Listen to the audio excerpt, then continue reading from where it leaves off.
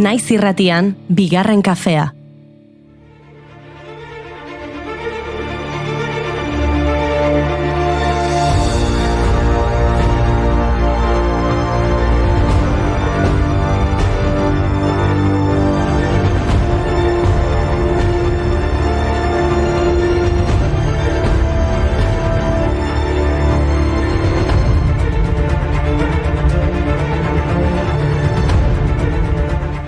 Egunon guztioi ongitorri bigarren kafera. Urtarriaren erdialdean gaude. Astearen erdialdean. Horrela esan da ez dirudi egun berezi izango denik, baina hori ezin da inoiz jakin. Beraz hartu kafe katilloak eta gozatu bigarren kafeaz. Gora bihotzak, egun ederra izan daiteke. Guretzat behintzat. Beste batzuentzat ez da hain erraza izango egun ona izatea tamalez. Itziar Ituño eta senideentzat adibidez jasaten ari den kriminalizazio kanpainak ez du ezanka eta ez buru sareetako iruzkinak, publizitate kanpainen etetea. Itziar, gu beti zure taldean. Konpromisoa, kontzientzia eta giza eskubideen taldean. Denbora joan zaigu, iraganaren arrisku bidei begira. Lorratzak horren malgu, arearen dantzakide gaizto joan egin dira. Areak harriak area.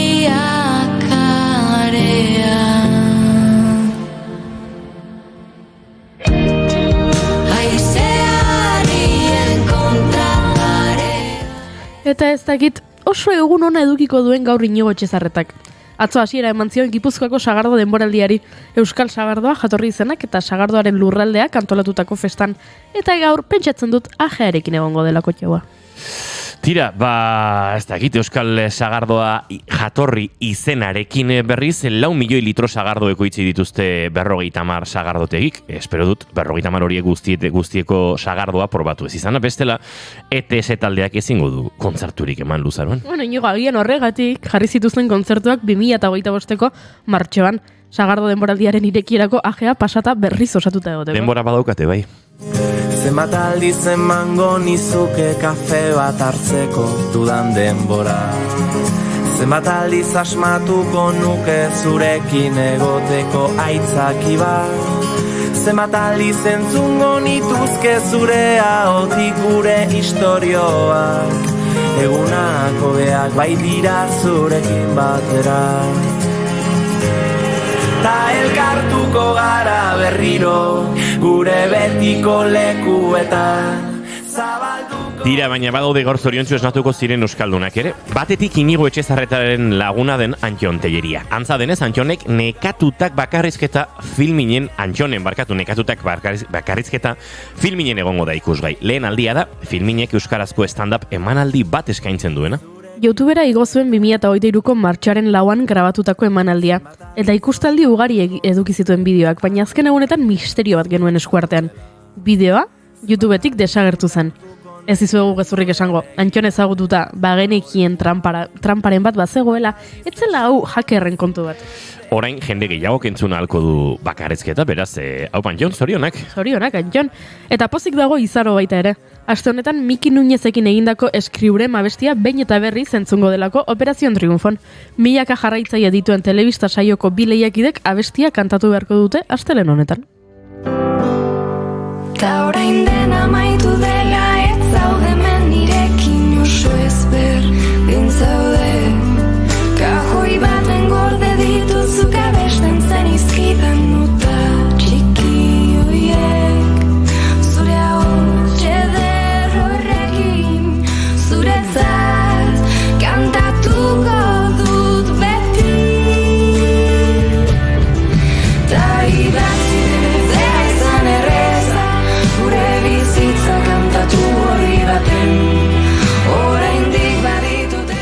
Eta pozik egongo dira gaur urtebetetze eguna dutenak, 30 urtetxo egin ditu gaur eneko Sagardoi aktore bizkaitarrak, zorionak eneko, bigarren kafea hartzeko hitzordua egin genuen, eta zain gauzkazu, baina behin eneko zorionduta, uste dut, Ander Sagardoi ere, zoriondu behar dugula, ekoizle, zinema ekoizle eta lagunare badugu, eta biak, bueno, dakizuenez, egun berean jaiotakoak dira, eta biei zorionak.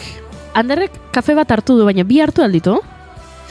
Ez, bigarren hartzegotan zebilela izkin egin eta uste dut, ordezko entrevistatu izan genuen luxuzko ere, bai hori izan behar dugu.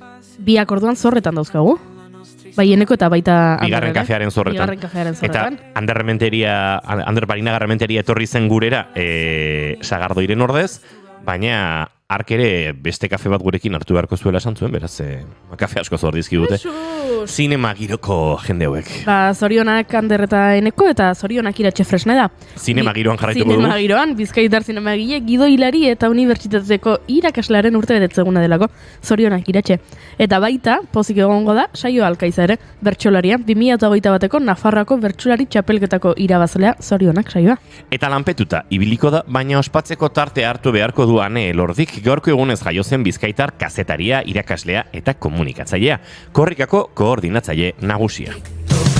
Mingainaz, mingaina, mintzairaz, mintzaira, lurrarekin batera, gira eta mira, kukukulu munxu, kokokokoriko, euskararen txarea ez da eroriko. Mingainaz, mingaina, mintzairaz, mintzaira, hizkuntzak hiztunekin aberasten dira, kukukulu munxu, kokokokoriko, algara batean edo aforiko, arro herriko rika, arro herriko rika, arro herriko rika. Ikusten egun berezi izan zitekeen gaurkoan, naiz eta urtarriaren 17 ez den kroketaren mundu eguna, sentitzen dut Goiuri, hala ere nik atzoko kroketarik enuen jan Goiuri, gaur konbaliatuko diate. Ba, egizu, soiek nik jan nuela, lankideekin kroketa jatera joan ginela kroketaren mundu eguna ospatzeko, eta kroketa bakarra jantzela mai horretan. Ze tristura ez? Ba, bai.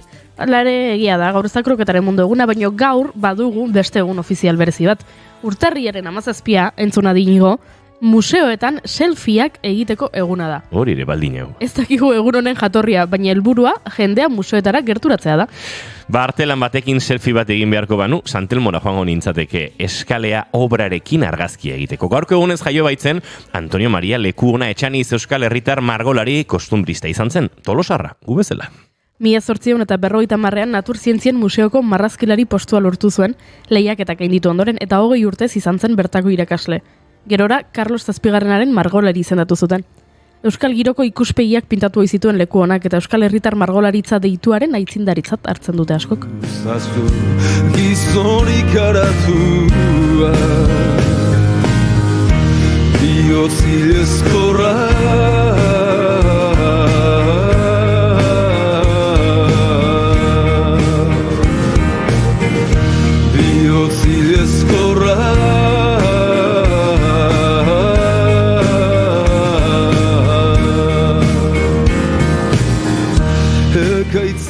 Bani kartelan batekin selfie bat ateratzeko Buenos Aireseraino bidaiatuko nuke.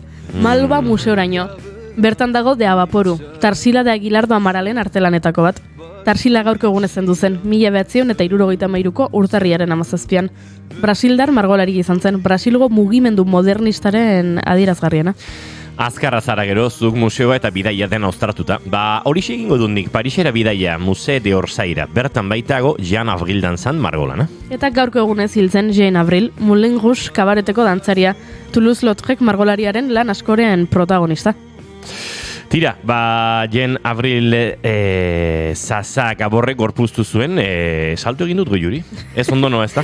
Ez dakit, zer esan nahi duzun, Idoian salto egin dut, bai. Nik irakurriko dut. Nik kontatuko dizuet norden Jean Avril. Ba, Jean Avril esan bezala, esan dugu Moulin Rougeko kabareteko dantzari izan zela, eta Zaza Gaborrek gorpuztu zuela John Hustonen Moulin Rouge filmean. Eta gerora, 2001ean, Nicole Kidmanek egin zuela bere papera 2001eko Moulin Rouge pelikulan. Tira, ba... eskerrik asko Goiuri. Bai. But these things I do, you see I've forgotten if they're green or they're blue. They will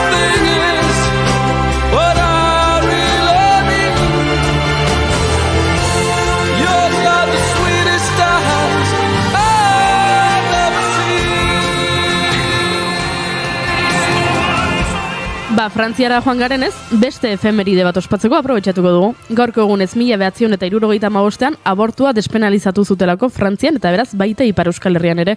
70ko hamarkadan indar handia hartu zuen mugimendu feministak estatuan gai horrekin eta Simone Veil osasun ministroak aurkeztu zuen lege hau.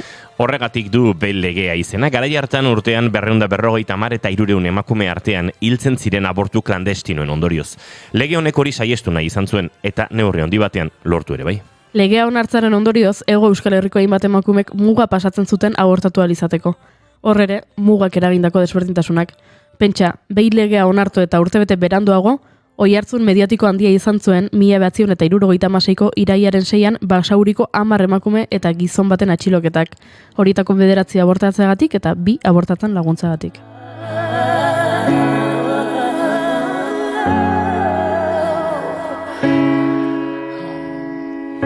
We laughed at the darkness, so scared that we lost it. We stood on the ceilings. Beraz bai, urtarriaren 17 berezia da eta merezi duen bezala ospatuko dugu musikarekin bereziki. Asteazkena da, eta asteazkenetan badagitze, musika barra bigarren kafean. Nor izango dugu gaur elkarrizketa guztikotan, Inigo? Bikote zoragarri bat, Iñar Sastre eta Jagoba Astiazaran izango dira gurean, Arinaketan proiektuaren Zaharrak Berri diskoa aurkezten. Eskerrak atzo afinadorea etorri zen, eta gure pianoa prest dagoen Iñarren atz magikoentzako. Doinuetatik haratago tartean Gartxotun Sain Letonak Dani Irazokirekin izan eta bere aukera musikala ekarriko du gurera. Eta Izeo egun pianista eta kompositoriare gurean izango da, hainbat ikastaro gidatuko ditu hurrengo asteetan. Esango nuko bera ere poztuko dela gure pianoa afinatuta dagoelako. Konposizio musikalaren astapenei dagozkionak kontatuko dizkigu batetik, eta baita musika klasikoa birdeskubritzeko ikastaroaren xehetasunak ere. Aizue, referente femeninoek ere jarriko ditugu erdigunean orduan. Urtarriak 17 ditu gaur eta asteazkena da, ongi etorri guztioi bigarren kafera. Naiz irratian zarete.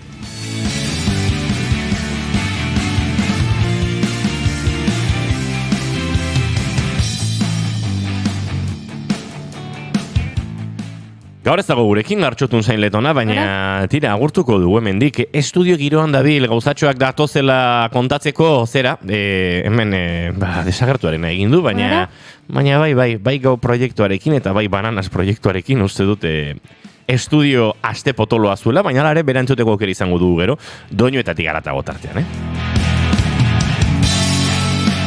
Utsi egin ez duena, Goiuri ez eiza Arandia, egunon? Egunon.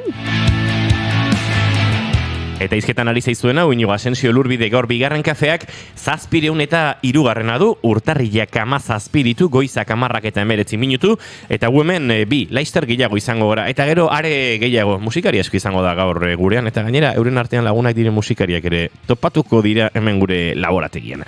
Ongi etorri guztioi, egunon, naiz irratian zarete, bigarren kafean.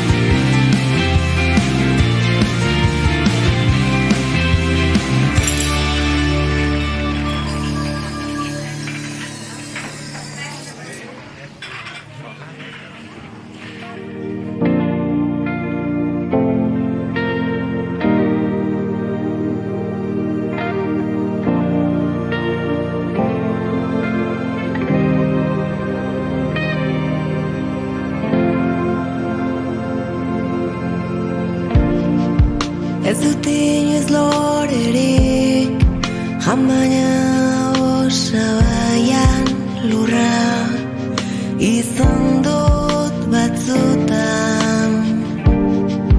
Ez aitzik ez duenik, ametsandiaren gezurra, mingainaren... Ni hasiko naiz gaur maite dut ezarekin, eta norbaitek pentsaldezake kantua entzun da, eta dagoeneko aipatu dugun Itziar Ituñoren aurkako kanpaina hori ezagututa, kanpaina beraren aurkako maite duta duela, edo maite dut eza dudala. Bueno, bai, hori ere bai, noski kanpaina nazkagarria eta deus eztagarria da hori zalantzarik gabe, baina haratago joan nahi nuke. Ze azken ordutan kanpaina horren kontra agertu diren politikarietako batzuk horixe bera egiten dute beste batzuon ideia politikoekin eta beste batzuon autuekin. Oso lotxagarria da esatea denok merezi dutela askatasuna euren ideiekin eta euren manifestazioekin egoteko gero zuen esku dauden baliabideetan hori aplikatzen ez baduzue. Eta hori nahiko gauza zikina iruditzen zait. Beraz, Itziar Ituñorekin bai, baina Itziar Ituñoren alde agertu diren guztiekin ez, hori esan beharra dago. Itziar Ituñok egin duen autuak kosta egingo zaio, beste askori kostatzen zaien eta kostatzen zaigun bezala. Gure iritzi politikoak, gure iritzi guztiak inongo arazorik gabe kontatu eta edatu nahi izanak. Eta aldiz, jasotzen duguna ez da izaten azken orduetan batzuon ahotan entzun ditugun askatasunaren aldarri horiek. Lur bat arean, dakarrena eskua urretara. Eta honekin lotuta maite dut Itziar Ituñoren konpromisoa, jakinda konpromisoak galerara zaramatzala. Aukera batzuekin, giza eskubideekin lerratzeak batzutan sortzen duela artistarengan, sortzailearengan edo danakoarengan halako galera bat, aukera galera bat. Eta hor aldarria, ze ekidistantzian egon eta galera horiek ekiditen egotea, bada autu bat sortzaile bezala har daitekeena.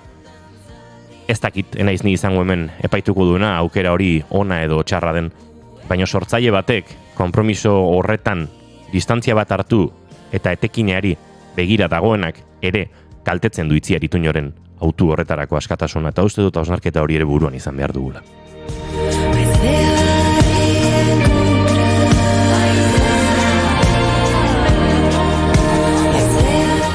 Eta hau esan da, eta azken ordutan irakurri dudan esaldi bat gure eginda, Itziar Ituño beti gure taldean.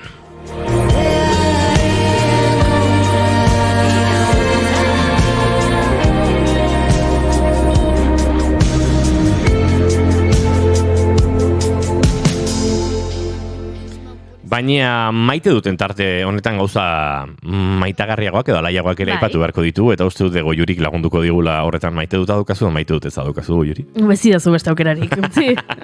Nik maite dut eza ekarri dut egian, baina zuko hemen bota didazu, trampatxoa jarri didazu, eta maite dut beharko dut. Ez, maite dut daukat. Maite dut ez batekin abiatzen den maite dut. Atzo aritu ginen hemen bigarren kafean hitz egiten, eta beste egin bat edabideetan ere entzungo zenuten zisen azken inkestaren arabera gizonen euneko 54 uste duela berdintasun politiketan urrunegi joan garela, eta orain, nolabait buelta emantzaiola eta orain gizonak direla baztertuak. Eta orduan atzo irratsaio honetan horretaz aritu ginen, eta gero, bideo atera genuen zatitxo bat, eta azpititulatzen aritu ginen, sareetan jartzeko, jendearekin gure iritzia elkarbanatzeko. Eta orduan, ni estudiotik haserre atera nintzen. Gai horrek haserretu egiten hauelako, eta pentsatzen dut emakume askori, eta hainbat gizonei gertatzen zaien bezala, horrelako albisteek, odola irakitan jartzen digutela, eta zaila dela ez hartzea era pertsonal batean edo distantzia emozional batetik. Orduan haserre ateren nintzen gure irrati estudiotik. Baino, kasualitatea da joan behar nuela herriko emakumearen etxera. Herriko eragile feministekin bilera batera. Hau da, giro guztiz kontrakora. Eguneko 54 horren giro guztiz kontrakora. Eta joan nintzen bilera hartara, eta bilera nahiko irikia zen, gai ordena ezen oso zehatza, eta orduan gauza asko jorratu ziren. Eta egon zen momentu bat asko gustatu zitzaidana, pertsona batek, emakumeetako batek egin zuelako komentario bat, esanez, ez zuela ulertzen emakumearen etxean hartutako neurrietako bat, neurri feminista horietako bat. Eta orduan jendea hasi zen azaltzen, eta beste batzuk agian pixka bat asarretu ziren, esanez, baina nola ez duzula ulertzen hau. Eta hor bapatean, beste emakume batek eskualtza zuen eta esan zuen, uste dut oso garrantzitsua dela, konturatzea hemen gauden guztiak feminista garela, baino feminismoaren bidaiaren puntu desberdinetan gaudela, eta hori kontuan eduki behar dugula, eta gure artean hitz egiten dugunean ere, elkar lagundu behar dugula, eta konturatu, gian nik oso argi ikusten dudala, zergatik lilatoian ezin duten gizonek parte hartu, baina naiz eta feminista den, ondoan daukadan emakumeak, zalantzak eduki ditzakela, hori argudiatzerako orduan, edo norbaitek esaten dionean, ni gizona naiz eta parte hartu nahi dut, eta zergatik ezin dut. Eta sortu zen giro oso goxo bat, eta hori ere zaintza da. Ez epaitzea bakoitzaren betaurreko moreak zenbaterenoko handiak diren ala ez, eta oso une goxo iruditu zitzaidan, eta horixe da maite dut.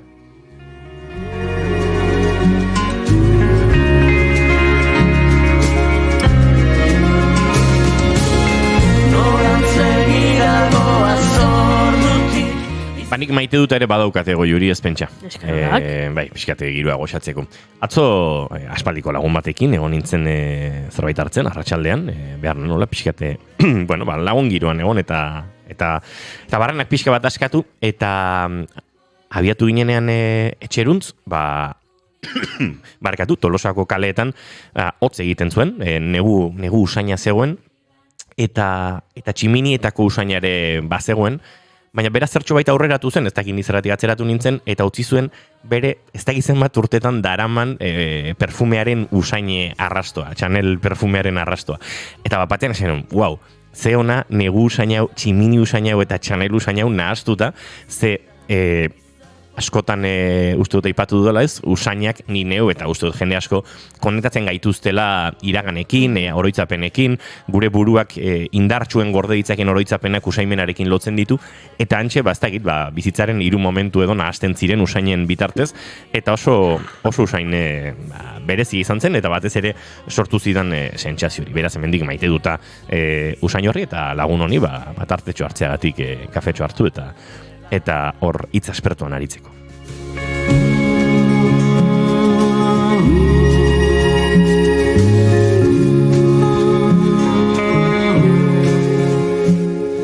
Baina aurrera egin aurretik eta behar bezala aurkeztu aurretik, dagoeneko gurean izan zen duela eta pare bat, ez da gizan denbora igaro den, Aizea webuni galdetu behar diogu zein den bere maite duta. Aizea, pentsatu alduzu zure maite duta? Kaixo, egunon. Egunon. Bai, pentsatu dut. Ez du musikarekin zer ikusi asko, baina maite dut patinatzea. Ara! Bai, askatan zun asko ematen dit, txikitatik egin dut, eta bai, hori da. Izotz gainean edo errepidean eta kaleetan? Errepidean, bai, asko gustatzen zait. Blokeatuta nagoenean edo, konposatzen nagoenean edo, bai, ateotzen ez patinatzea eta asko laguntzen dit. Ze ona. Doreinak kuriositatea. Tempoarekin frikadak sortzen zaizkizu, alegia, abesti bat buruan sartu eta patinatzearen... Bai, ez da, hori gastatzen zaizu. Jaterakoan ere. Jaterakoan? Bai, erritmoak eta bai, askotan. Ikaslea joten dituzten abestiak orgatzen zaizkit, bai. Zeona. Atza euskia, iluna eta izotza. Urratu dezakeen argia, urtuko duen bihotza.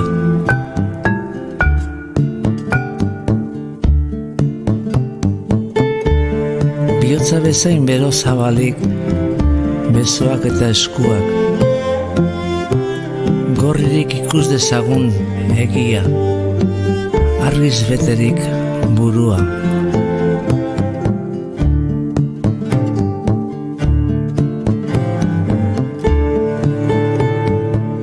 Bakoitzak urraturik berea, enon artean geurea.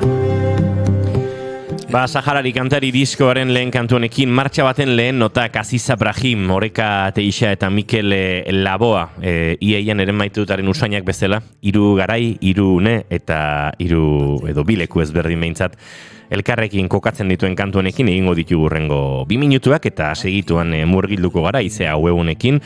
Musika klasikoaren historioan, konposizio tailerretan, gauza asko dauzka kontatzeko eta horrekin egingo ditugu urrengo tarteko hitzak behintzat. Inor, ez inor mantekorikan, nor bere buruan jabe, herri guztiok bat... Baina baliatuko ditugu, minutu hauek gure txatari ere begira jartzeko, ez diegu oraindik egunon ere esango Juri, indiokerrek agurtu gaitu, egunon gaztiak, aupa, egunon, zer moduz, bueno, nire maite duta da, larun batean Donosti eguna ospatzea dio gorkak, badator San Sebastian eguna, eta tira, ez dakit, beti Azpeitiar eta Donostiarrengan fijatzen gara, baina, bueno, badira ez, herri hauetatik urrun ere, festarekin bat egiten dutenak, eta tira, izaten da, ez, pixkate neguko festen, garai honetan mugarrietako bat. Inauterietako prest altzaudete, dio Gorkak. Ez. Ba, ez. Mozorroa prest aldaukazu inigo? Ez. Ez zanikera.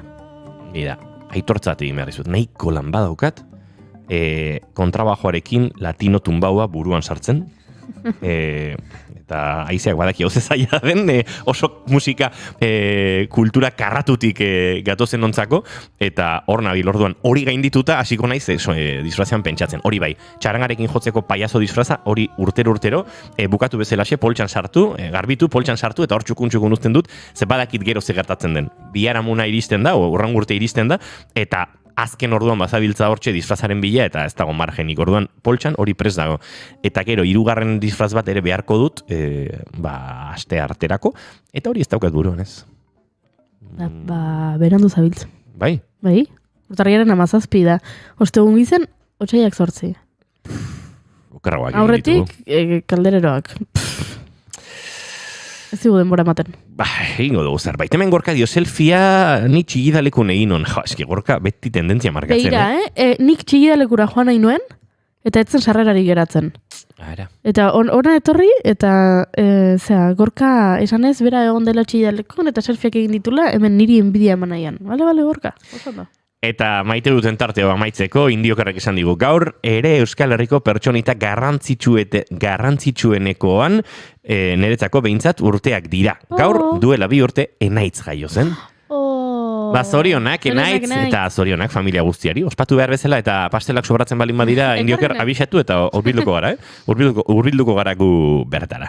Horen bai, goizeko 10 eta 32 minutu, 33 bidean direne honetan, aurrera egingo dugu, hementxe bigarren kafean.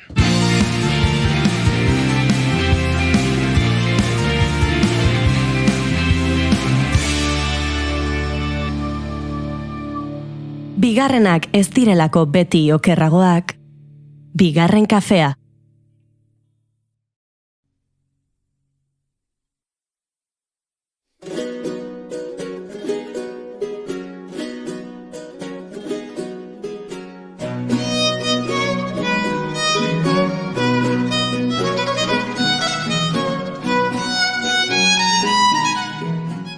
Mendebaldeko musika klasikoan murgiltzeko aukera plazaratu du berriz ere musikagelak. Estilo eta konpositore desberdinak denboran kokatzen ikasteko aukera, eta bide batez ikusezin izan diren erreferente femenino berriak sortzen ikasteko aukera ere bai. Barrokoan hasi eta saio bakoitzean garai eta estilo bat landuko dute ikasleek, mendeen errepasoa eginez gaur egunera iritsi arte.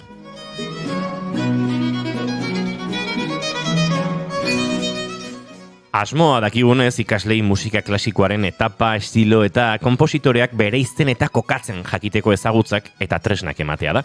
Musikagileen papera ere landuko da, mende hauetan zehar emakumezko erreferente berriak sortzeko asmoarekin.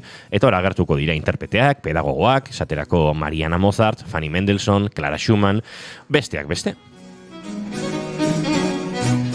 Ikastaroak idatuko duen musikari eta konposatzailea berare gurean dugu gaur, dagoeneko agurtu dugu, baina berriz ere egunon eta ongi etorria izea webuni. Kaixo, mila esker. Tira, barrokorainoko saltoa egingo duzu ikastaro honekin, ez da lehen aldia ikastaro hau lantzen duzula, beraz, pentsatzen dute buruan ere, zuk gauzak oso garbi dituzula, baina ikastaro oro ere, pentsatzen dut ezberdina izango dela, aizea. Bai, hori da, asko gustatzen zaiz, azkenean ere niretzako, beti ikasten dut ikastaro honekin, ordua beti saiatzen ez, emakume berriak sartzen eta hola ere nire ikasten dut. Beraz, errepasoan nolabait esateko, bada gure kulturan eta batez ere gazte honentzat akaso are ez ezagunagoa den zerbait, ez? Musika klasikoa geratu zaigu, urrun xamar, distantziatu xamar, izen batzuk aipatzeko moduan izaten gara, eta bai, Mozart eta Beethoven eta Mendelssohn eta Schumann eta baina gero bakoitza zen garaikoa den, non ari garen, dena romantizismoaren bola handi batean sartzen zaigu, eta hor galtzen gara pixka bat, ez? Orokorrean pentsatzen dute, ez jakintasun desente badagoela, ez aizea? Bai, normala da ere, igual askotan ez badezu instrumento hori jotzen, ez? Instrumento bat ez badezu jotzen, zaila da konektatzea eta baitare aipatu dituzun izen guztiak gizonezkoak direlako baitare ez. Hor ezagutzen ditu los grandes maestros ez, esan duzuna Bach, Mozart, Beethoven, baino emakumeak ere egon dira. Eta usteet, musika klasikora gerturatzeko ere beste aitzaki bat izan ditakela, eta, hori da pixka nire proposamena. Emakume hoiek izan dira bertan, baina gaur egun oraindik gertatzen den bezala, pixkat ikusezin, pixkat isilerazita, askotan gizonezkoen zerbitzura lanean, askotan euren lanak gizonezko sinadurapean agertu izan dira eta hor nolabait euren autoretza edo ere ez da aintzat hartu, egoera asko eman dira horrelakoak, ez? Bai, kuriosa da, azkeneko ikastaroan, emakume bat esan zian ikasle bate gaina, 85 urte edo zituen oso jatorra, eta amorratuta zeon ze esan zian, eske, artean, literaturan, badakigu ez, emakumeak egon direla, baina musikan, harrituta zeon, ez? Eta gaina bera abonatua da, Euskadiko orkestara juten da, oso musika klasiko zalea, eta haserre zeon, ez?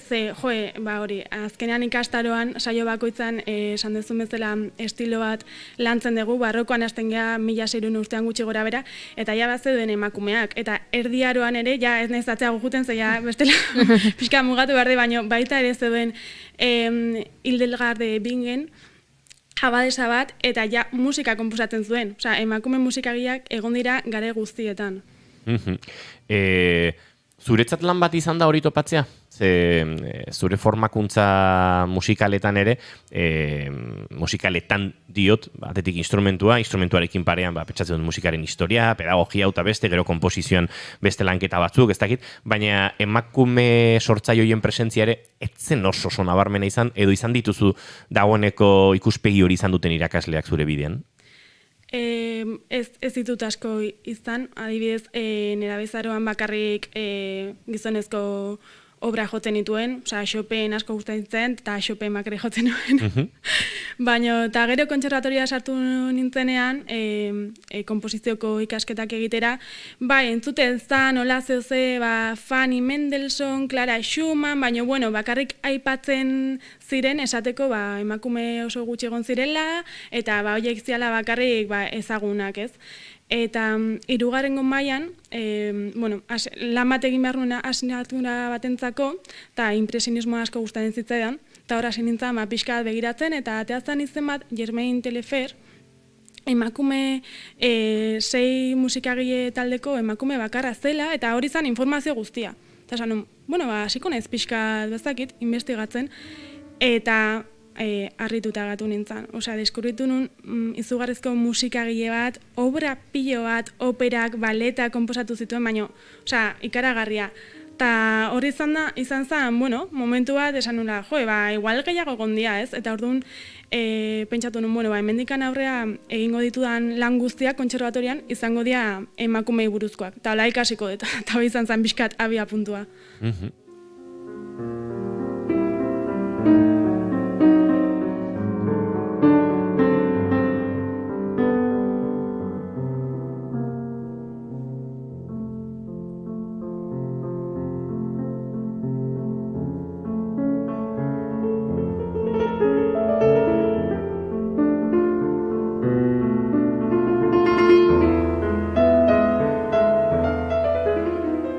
Entzuten ari garen aukera musikala haizeak berak egin du, beraz haizea aipamen bat egin nahi balima duzu entzuten ari garenarekin, eta zure... Clara Schumannen obra bada, eta askotan pentsatu izan dut, Clara Schumannen obra hori igual oain dela ezakit 4 urte ezagutu nuen, ez da imeste.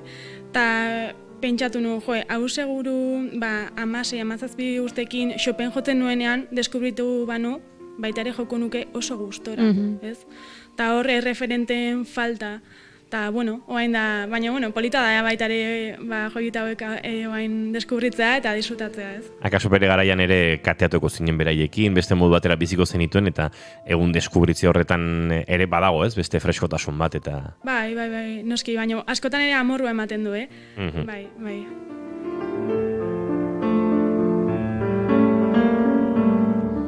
Nola lortzen da ikastaro batean garai hauek kokatzea? Ez dakit, goazen barrokora, hasten zara musika entzuten, pentsatzen dute hori izango dela, ez erraminta nagusietako bat, ez dakite analisi oso musikalak egoten diren, ikusi dute ikasleak behar duena kuadernoa eta papera dela, punteak hartzeko, ez dela, ez dakit papel pautadoa edo partiturarik behar, jakintza musikaleren beharrik ere uste dut ez dela behar, ikastaro egiteko, publiko oso zabalari zuzendutakoa dela esango nuke, hori konfirmatu jazu, eta nola lantzen duzun dena? Bai, hori da, azkenan niretzako da espazio bat non hausnartzeko, musika disfrutatzeko eta deskubritzeko orduan, baita ere askotan taldearen arabera ikusten denak instrumenturen bat jotzen dutela, edo orduan bai sartzen naizela sakonago eta igual analizatzen dugu zeoze, baino bestela bai oso irekia dela eta normalean jende asko disfrutatzen du, egia esan.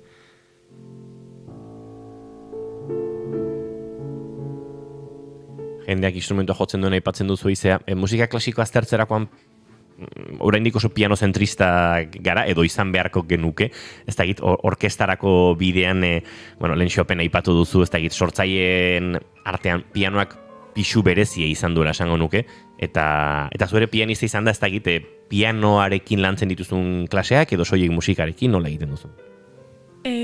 Kasu honetan, bai, eskatu behar dut egia esan teklada jartzeko, ze gero beti gatzena ez gogokien ze jotzeko, eta ikaslei hori erakusteko, baino bai, entzuten ditugula pianoko obra zen, nire instrumentoa da eta asko gustatzen zait, baina orkestare asko gustatzen zait, eta entzuten ditugu. Ze baita ere askotan, ikaslei pentsatzen dute, emakume musikagileak egon direla, gutxi, eta igual obra txikia konposatu dituzela, ez, bakarrik pianorako, piano eta biolina, kamarako musika, baino ez, osea, egon dira, aiez klasizismoan Mariana Martínez, musikagilea, obertura konposatu zituen, orkestarako, piano eta orkestarako obrak, osea, izugarrizko obrak, eta ni lehendabiziko alizentzun nitunean, pentsatu nuen, hau Mozart bezala da, osea, estilo berean, eta izugarrizko teknikarekin, orduan, baita ere, saiatzen ez bakarrik ez pianoko obra jartzen, eta denetarik. Hemen idatzi digute, esanez lehen aipatu dugu tempoarena eta patinazearena eta pixkat gaitik aterako gara, baina nonbait Suakairen azken bideoan Mikel Landa txirrindulariak egin duolako kolaborazio bat, eta Igor Arostegi perkusionista, oker ezpanago Euskadiko Orkestra Sinfonikoko perkusionista da Igor, ezta? Baina Suakaiko perkusionista ere badena, Mikel Landak pulsazioak musikaren tempoan jartzen omen zituen. Bira, kurioso. Oso gauza kuriosoa. Ez dakidana da, Igorri edo Mikel Landari galdetu beharko zaio, ea hori naturalki gertatzen zen, alegia, bihotzaren taupadak musikaren erritmoarekin olabait akonpasatzen ziren, beti ere pentsatzen dut, esfortzu fisikoa gutxi gora bera espazio horietan mantenduz, pentsatu nahi dut, ez dakit, musikaren tempoa 120 beltz minutuko baldin bazen, Mikel Landak ezin zuela egon 500 batioko indarra garatzen, beharko zuela oso espazio aerobikoetan 120 pulsazio ekitzeko. Baina gero, alineamendu horiek nola gertatzen diren, gauza kuriosoa. Hala ere, jakin badakigu, badudela musika abiedura batzuk eta tempo batzuk bereziki excitatzen gaituztenak, eta hor dance eta progresifaren munduan eta erabili izan direnak, eta beraz, kuriosoa da, eta uste dut ikertu beharreko, darritu beharreko zerbait izango dela. Hementxari gara, izea webunekin musika klasikoa birdeskubritzeko bide horietan, eta birdeskubrimendu horietan ere genero ikuspidea nola txertatzen duen, eta nola bestelako erreferenteak ere burureak hartzeko intentzioarekin jarraitzen duen. Genero aipatzen ari naizen honetan, zure ikastaro horietara hurbiltzen den jendeari dagokionez, emakume gehiago izaten dira hurbiltzen direnek? Bai, normalean emakume gehiago izaten dira. Baina bai egia da, azkenekoan gizonak ere apuntatu ziala, eta egia esan oso harrera ona izan zutela, bai. Osake, denetarik dago, bai. Lanketa horretan esan dugu, barrokotik abiatzen zara eta gero gaur egunera arteko bidea egiten duzue. Gaur egun aipatzen dugunean, zer da musika garaikideraino iristen gara, musika modernoraino iristen gara, ikastar horretan nuna maitzen da nolabait, eta galdera personalera bada, nuna maitzen da musika klasiko, ez? Bai, oso zaila da, beti esaten diet, azkeneko klasea dela zailena, ze gaur egun esatea, jakitea zer konposatzen den edo zer den musika klasiko garaikea nahiko zaila da, baina bai egiten ditut, adibidez, pixka bat ordenatzeko, adibidez, zinemarako konposatzen den musika. Osea, gehiago egiten ditut galderak. Eta orduan hor hausnarketa bat egiten dugu. Hori musika klasikoa da, ez da? Gero musika klasiko kontemporanea beste estetika batekin pixka bat konposatzen dena, ez? Teknika ugariekin, beste, bueno, pixka desberdina da, ez? Orduan, gero antzerkirako konposatzen den musika, eske hor, claro, edo new classicale dago estetika bat, ez? Pixka bat erromantizismoko edo, bueno, olako estetika batekin, eske asko dago, orduan, zaila da beti, baina baita ere galetzen diet beraiei zer den beraientzako musika klasiko garaike da, badagoen, ezagoen, hori da pixkat, arnaz, erreflexio bat egitea. Hortxe daukagu, batetik aipatzen ari garen ikastaro hau, musika klasikoaren berdeskubritze hori, nolabait, garaia kokatzea, autorea kokatzea, pixka bat, pentsatzen dute, estiloen eta autoren ezaugarri nagusiak pixkat identifikatzen saiatzea, baina eskuartean dituzun ikastaroen artean, eta zurekin aritu ginen honekin ere, komposiziorako astapen ikastaroak ere badituzue, musika gela markoan kokatuta, nolakoak izan dira azken ikastaroen esperientziak, horrele galdetu nizunez, ze jakin behar da, zer ez, zenbat lantzen duzuen musikatik, taldearen arabera, baina nolako izan da azken esperientzia, eta ez dakite ikastar hori amaitu duzuen, edo amaitzen ari zareten orain? Martxoan bukatuko da, urrian hasi ginen, eta egia esan oso esperientzia polita izan da, asko disfrutatzen dut, gaina talde txikiagia dia 8 pertsonakoak, eta oso polita niretzako asko gustatzen zait klaseak ematea. Eta, mailari dagokionez, bai behar dela pixka bat, adibidez, partiturak pixka bat irakurtzen jakitea, edo igual instrumentoren bat jotzea, batzutan ere etortzen dira abeslariak, eta, azkenean harmonia eta lantzeko, behintzat pianoa pixka bat jotzea, ez da, beharrezkoa kriston teknika izatea, baina, ze azkenean estilo, obra asko lantzen ditugu, estilo ugari, jazz, klasiko, denetarik lantzen ditugu, baina pixka bat ulertzeko, hori baina, ez da asko behar, eta gogo asko ikasteko.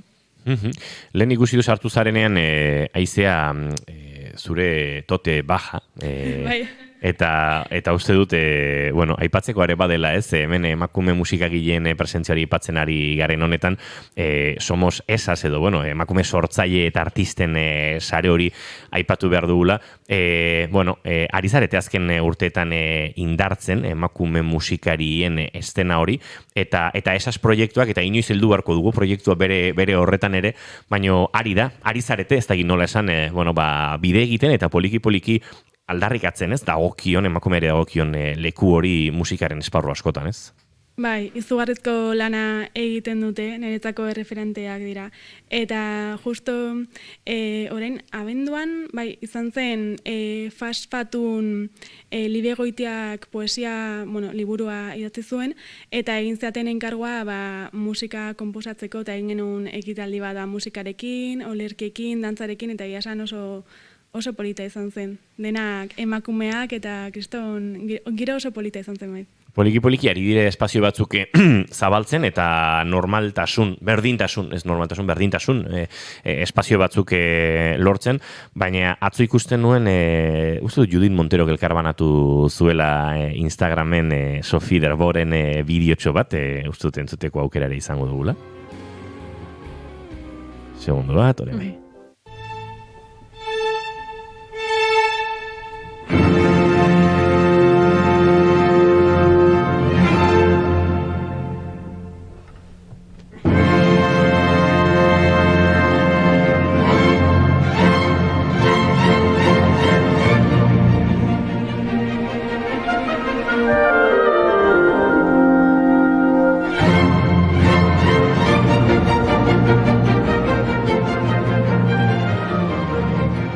Ikusten dugu Sophie Derbo zuzendari lanetan, baina hain zuzen ere horregatik ikartzen nuen gai hau onera, horrelako referenteak oso beharrezkoak dira, baina gurean esaterako oso gutxi dira emakumezko zuzendari, orkesta zuzendariak, iaia ez dira asistitzen, baditugu hor, gutxi batzuk bideo horretan, baina hor, oraindik ikaragarrizko espazioa dago, ez, rekuperatzeko.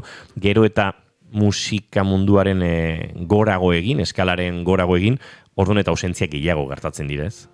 Bai, hori da, zuzendariekin ere berdina gertatzen da. Gauza da betikoa ere, badaude, baino gero oso zaila da, enkargoie jasotzea, ez? Adibidez, bienako kontzertua, ez? Ez du inoiz emakume batek zuzendu, eta daude zuzendari batzu jazak ezazpi aldiz edo zuzendu dutela, osea, jazta. Osea, emakume bat. Utzi espazioa bestientzako, Orduan, bai, eta justo esaseko sortzaile bat da Ane Legarreta, eta beraz zuzendaria da, eta kriston lana dago egiten, baina bai, zaila da aukera hori ematea, ez? Osea, musika gila bezala, badaude, baino, bueno, adibidez, estatu mailan gea zineman 108 bakarrik. Eta, musika konposatzaile lanetan ari zaretena. Hori da. 108 eta asko da. Osea, azkeneko urtetan handitu da eta mundu mailan 103 bakarrik gara. Orduan, bueno.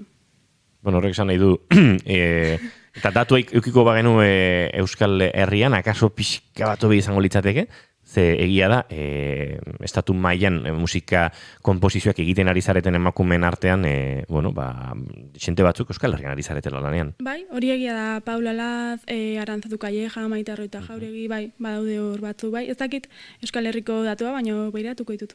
Bai, uste dute, horre, badagoela bidetxo bate nolabait zabalik eta hori ere buruan izan behar dugula. Tira, zure proposamen musikaleko azken pieza entzungo dugu, hementxe entzuten ari garen hau.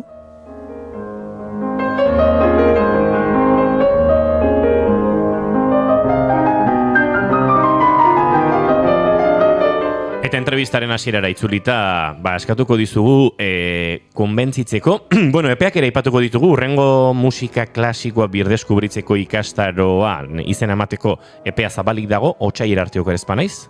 Hori da, bai, bueno, otsaiak 28an hasiko da, orduan ez dakit 27 artero dago irekita. Azken unera arte desente luzatzen duzu, Bai, bakarrik 12 plaza daudela, eta gero batzutan jendea kanpoan gehatzen da, así que hori ere kontuan izan. Eta baita ere egingo dut beste bat online, ze askotan galetzen diate, ze ikastaroa Donostien dira, orduan hori izango da otsaieko larun bat goizetan, eta bai, así que beste aukera bada ere. Eta musika konposizio astapen ikastaro horietarako epeak ere antzekoak dira, pixka baldenago? Pixka baldenago, otsai hasieran hasiko dira, 8an, ostegunetan izango dira, goizez gaztelaniaz eta arratsaldez euskera. Beraz, informazioa nahi duenak donostiakultura.eus webgunean musikagela atalan hortxe dauzka ikastaro guztien inguruko informazioak, edo bestela Aizea webun Instagrametik idatzi jozue, eta berak bideratuko zaituzte, edo zalantzarik balin baduzue ere, uste dute arazorik ez duzule izango entzuleren bat animatzen balin bada edo, beharrezko informazioak emateko, ez da Aizea? Bai, hori da.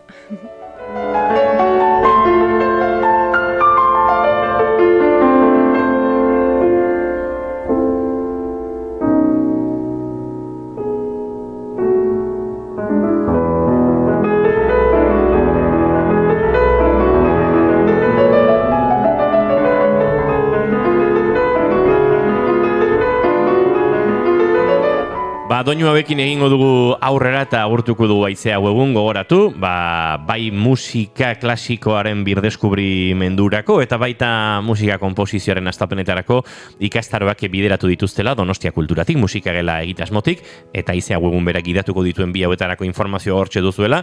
Guk xehetasun batzuk eman dizkizuegu, baina benetan ikastaroetan ikasten da, beraz animatu zaitezte eta gozatu ikaspenetaz. Guk aurrera egingo dugu hementxe bigarren kafean, Aizea webun mila esker, eta nahi duzun arte jarraituko dugu beste batean ere gora eta bera musika kontuekin.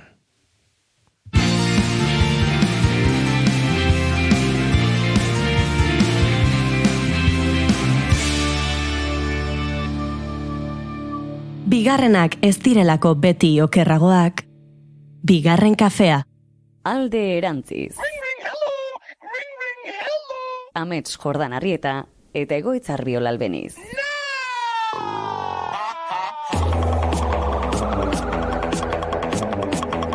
Azkenean etorri gara, naiz irratiak behartzuela etzekien programa egitera.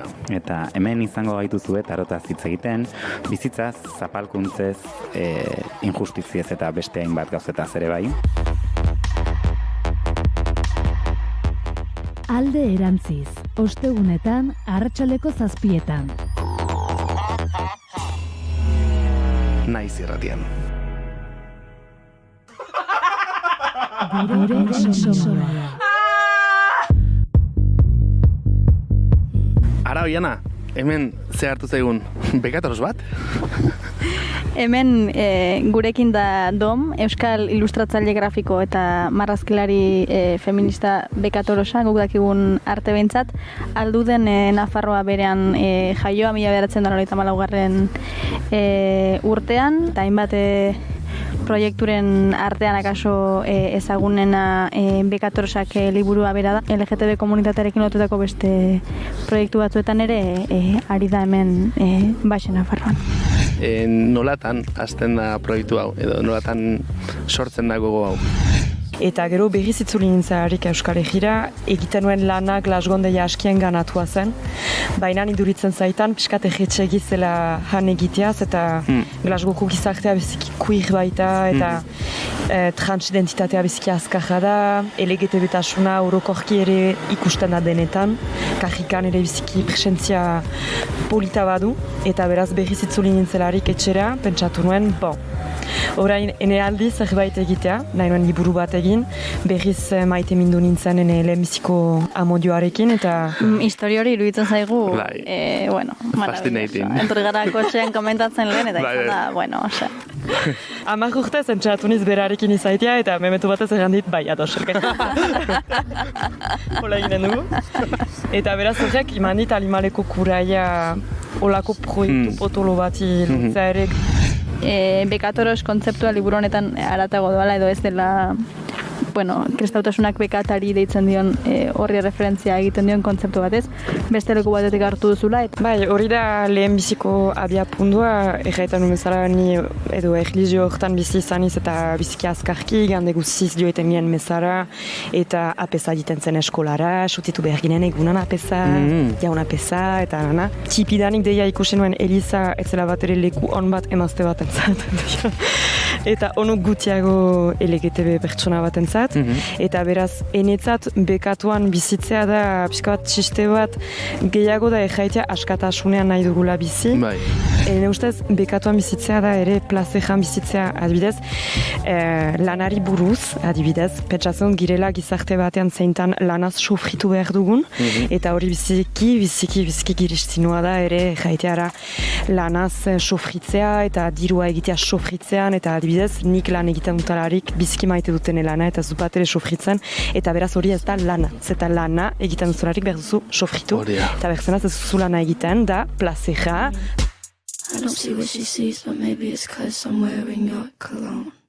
Gure webgunean eta podcast plataformetan entzungai.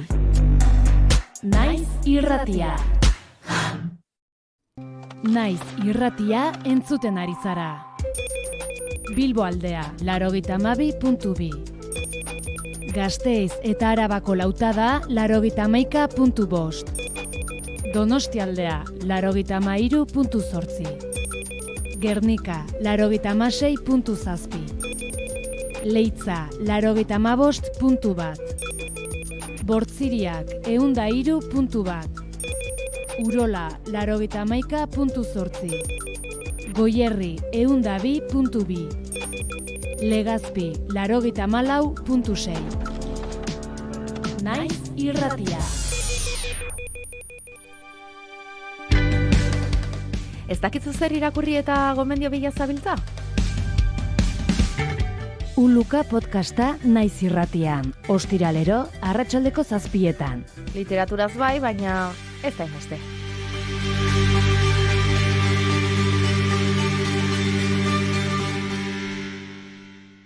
Hortxe gara hementxe bigarren kafean, 8 segundu eguerdiko 11:00 eta bagoaz azken ordukoaren bila estudio zentraletara Goibelategi lankide antxe dugu eta Goibelategi egunon. Egunon baita zoi ere Goi mendietara begirako albiste triste batekin gatozela Daulagirin historia egin zuen Iñaki Aldaia mendizalea zendu. Baita azken urteotan Osasunezko Patxal Zebilen Iruindarra eta 73 urterekin zendu zen atzok egunez. Euskal Herriko mendizaletasunean batez ere 70ko eta 80ko hamarkaldietan, alpinista irundarra lehen lerroan ikusi genuen, mendiapaletan zingaraietan makina bat jarduera eginez. Esan bezala, zalantzarik gabe Aldaiak Daulagiri mendiarekin, 8.000-tik gorako Himalaiako mendi horrekin, lotura berezia izan zuen 1979 urtean historia egin zuen Xabier Garaiorekin eta Gerardo Plazarekin batera, maiatzaren 12 batean tontorra zapalduz. Baina esan behare, beste mendi asko izan ziren eta espedizio asko izan zirela, esango dugu mendizale honen bizitzan, ibilbidean barkatu, zenbait aipatze aldera, Xakaur mendia aipatu genezake Hindukusen, Januko mendia baita ere, edota, Juxingardansar, Karakorumeko mendi zail ura. Esan bezala, gaur jakin dugula Iñaki Aldaia atzoko egunez zendu zela. Eta Madrilera begira ere, izan garela, Felipe González, Espainiako presidente oia eta PSOE-ko kideak amnistiaren legearen kontra egin duelako eta honen aurrean erreakzionatzeko eskatu die herritarrei. Ahora el ataque contra la Constitución es despiadado e irracional. Se ha perdido el respeto a la división de poderes, ¿en serio?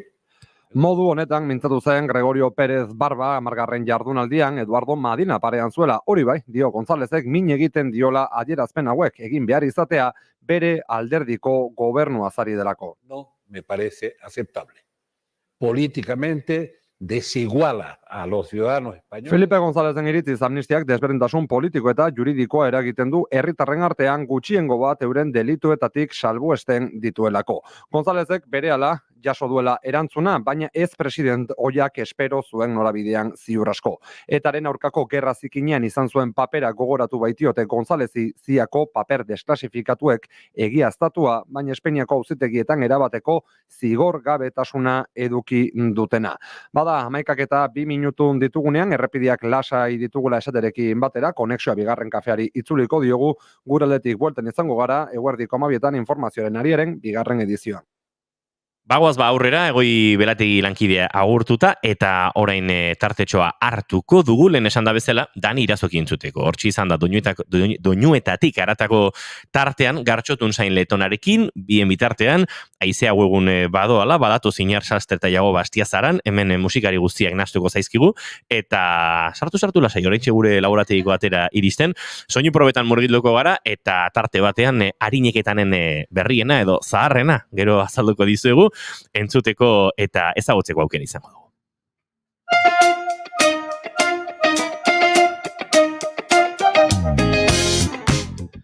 Ongi etorri entzule doinuetatik haratago saioaren atal berri honetara. Badakizu hemen, astero legez elkartzen garela, doinu berri batzuk ezagutu eta gure belarriak goxatzeko. Aste honetako gonbidatua zinez berezia da, izan ere bizitzaren egoera eder batek jarri gintuen parean eta hala ezagutu ginen. Bere izena Dani Irazoki da, eta Usopopeko lagunek antolatu zuten Mugarri 25 izeneko ekimenean ezagutunen, hain zuzen ere berak eta bikote duen Itziarrek kudeatzen duten Larungo kaiolan batu ginen Euskal Herriko hainbat musikari, eta aritu ginen 5 egunez, igandean jo bar genuen kontzertu bat prestatzen. Benetan egonaldi berezia izan zen, eta Dani eta Itziar bertan maixuki aritu ziren gu goxo-goxo zaintzen. Beraz, plazerra izan da Dani Irazoki tarte honetara gonbidatu, eta telefonoaren bestaldean gomendatu nahi izan dizkigun, kantu kutxunak entzutea beraz, entzun dezagun, Danik ze kontatu nahi izan digun. Haupa, Dani naiz, beratarra, eta zaila baldin bada ere lau kantu aukeratzia, asteko Napoka hiriaren ibiltzeko gertu gomendatuko nuke, Arnasten ikasteko berriz diskotikan, ateria, Miren Arbaizaren ahotsak emozionatzea nagoelako beti, bai Napoka hirian zegonean eta baita bakarkakoan, eta disko honetan, Ander Mujikaren gitarra jotzeko sensibilidade horrek, eder horrek, erakutsi zidalako gitarra jotzeko bertzen modu bat bazegoela, eta beti ikasten dutelako zerbait. Aritzen duten aldiro, gainera, diskoa jartzen duten aldiro mundua gelditzen da. Eta hori ederra da.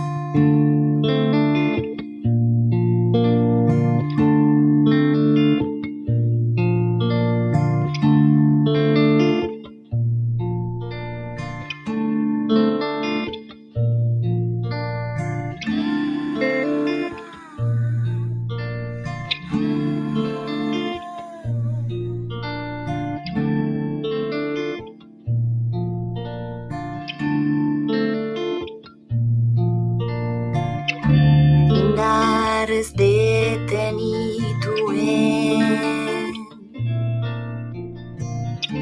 barruko zierrikitua banan sendatu ere zauri odoleztatua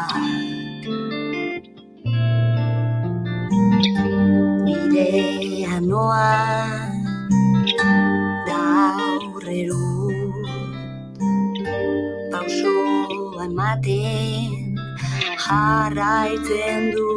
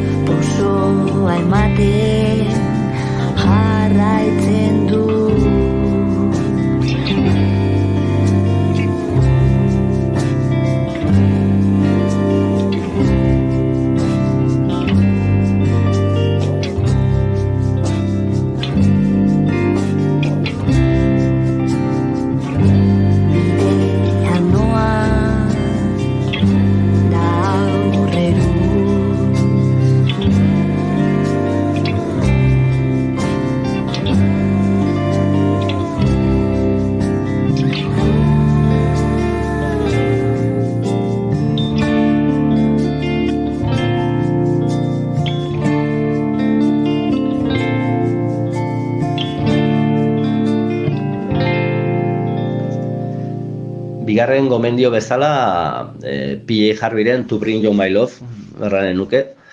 Naiz eta Read of Me diskoa gehiago gustatu, kasu konkretu honetan, kantu honek gazte garai batera eramaten nau, musikari izan nahi nuen garai batera edo. Eta garai hortan nire arreba makia dago nire onduan, eta biek gaude kantu kantari, eta hori ederra da.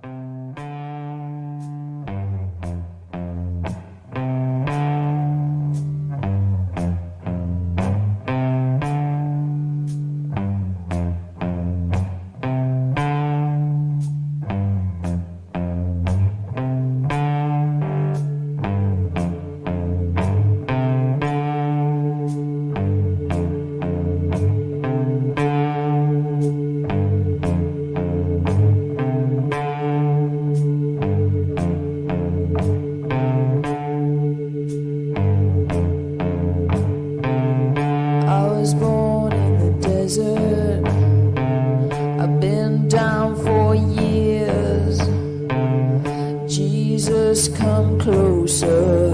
I think my time is near. traveled over dry earth and floods, hell and high water to bring you my love.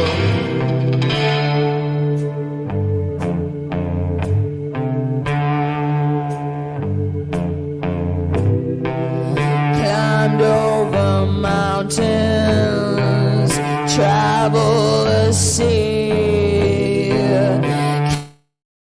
heaven, cast down on my knees. I've lain with the devil, cursed God above, forsaken heaven to bring you my love, to bring you my love, to bring you my love, to bring you my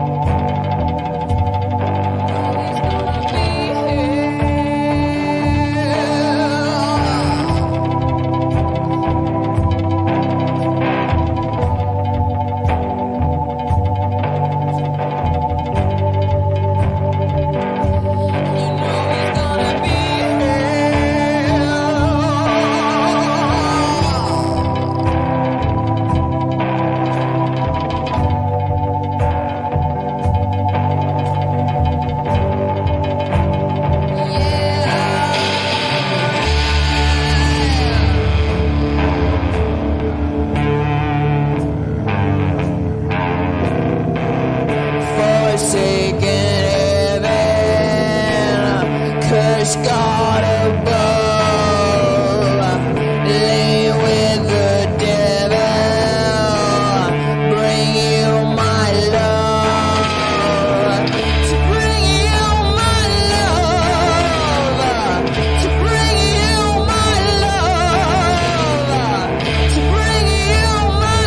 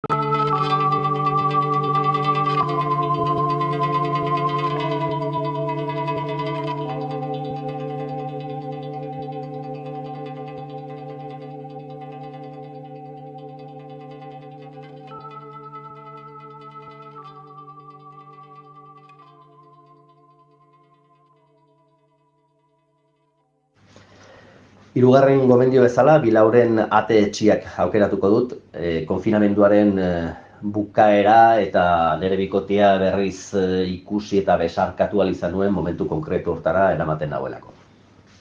Jendean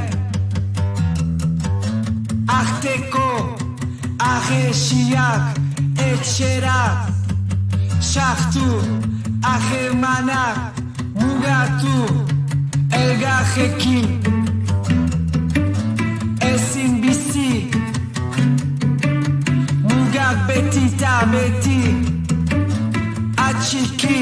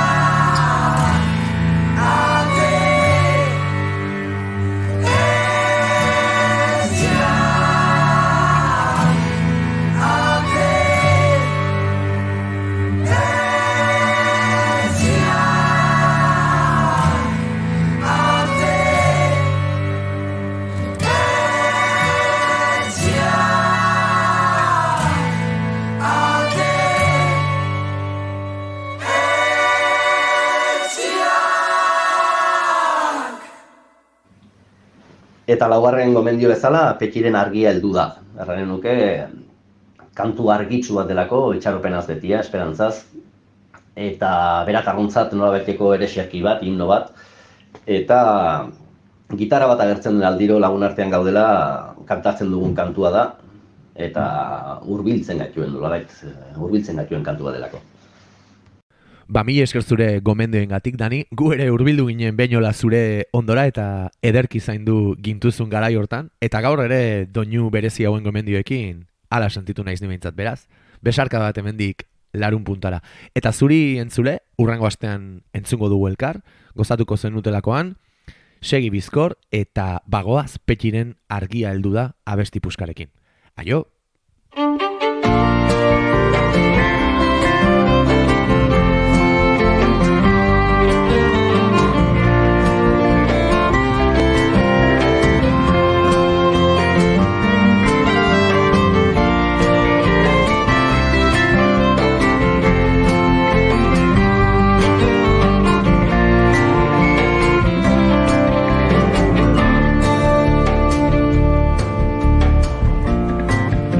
Bat kantari lehioan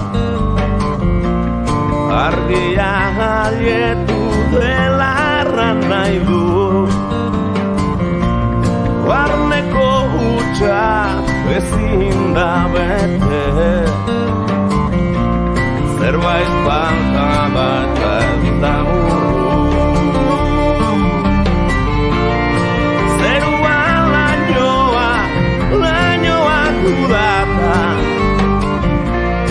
eguzkiaren beldurrez mugitzen barneko garra badaki ongi behar duena bakarra dela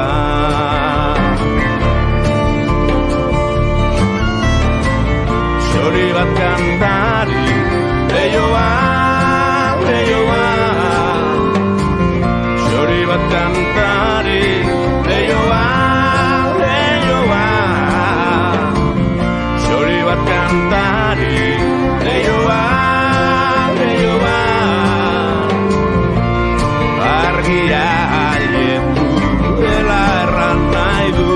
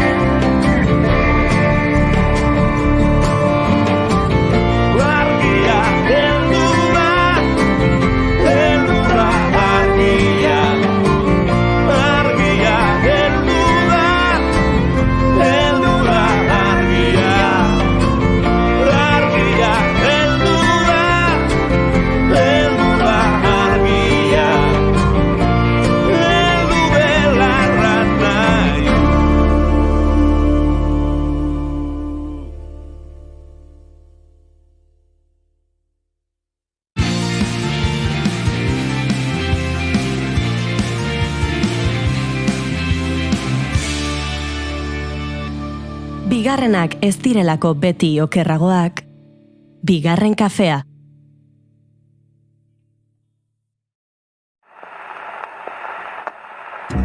But don't be unkind. It don't mean I'm blind.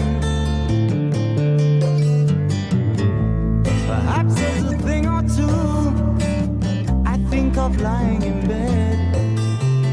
Gramofonoa. Estitxu Pinatxorekin.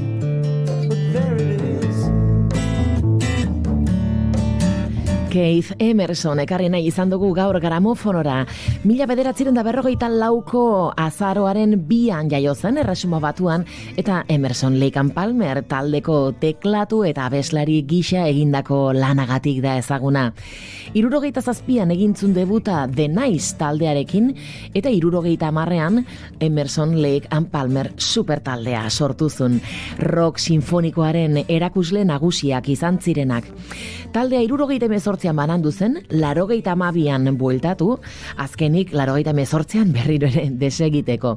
Mino joan etorriak gora bera Emersonek taldearekin ondare musikal ikaragarria utzi zuen.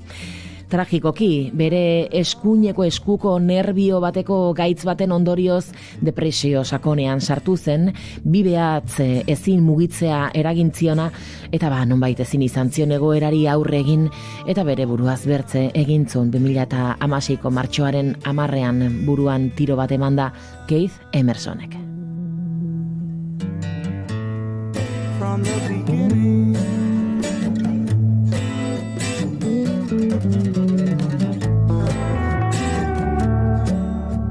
Jada entzungai duzue gramofonoaren azken saioa.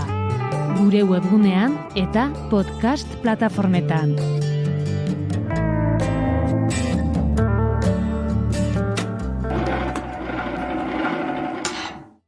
Goizeko 11:24 eta hementxe gara bai zuekin zuzenean soinu probak amaitzen eta segituan gurekin izango ditugu Iago Bastiazaran eta Iñar Sastre. Uste dut entrevista setean eserita hasiko garela, beraz hurbiltzen joan daitezela eta segituan izango ditugu gurekin euren azken lana, ze lana berria dozarra den esatea kosta egiten da, azken lana esango dugu aurkezteko eta azaltzeko moduen.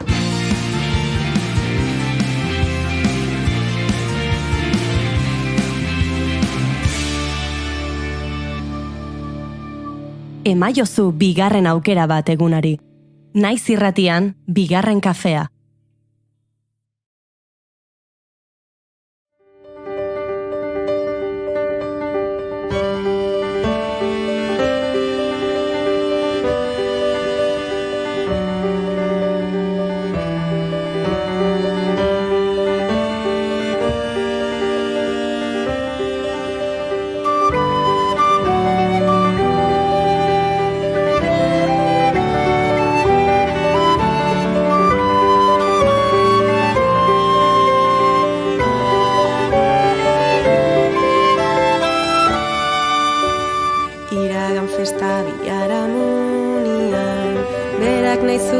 Txoko batian, lauatxo irumutxu urdin bat alarguna jarririk itzalian, harri txabal bat belaunen gainian, ari ziran trukian.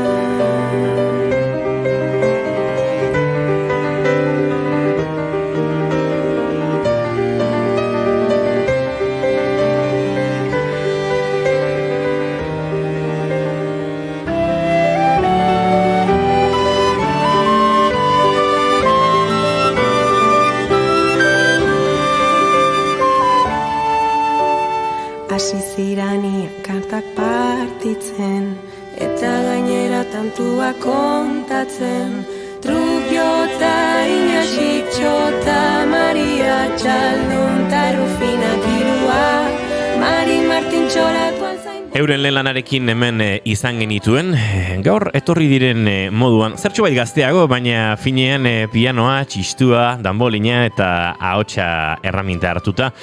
Ez dakigu, zarrak berritzen edo berriak zahartzen zertan ibili diren erosoago, baina denetarik duela esango genuke lan honek. Lan luzea, gaur egun entzuten diren diskoetan, ez da erresa, 13 kantuz osatutako lan bat topatzea, baina bereziki ez da erresa hainbeste kantari, hainbeste musikari, hainbeste instrumentu eta hainbeste koloretan murgiltzea, eta goiti bera entzuteko disko horietakoa izanik, banan ere entzun daiteken kantu sorta ere, bada gaur aurkeztera datozen zaharrak berri.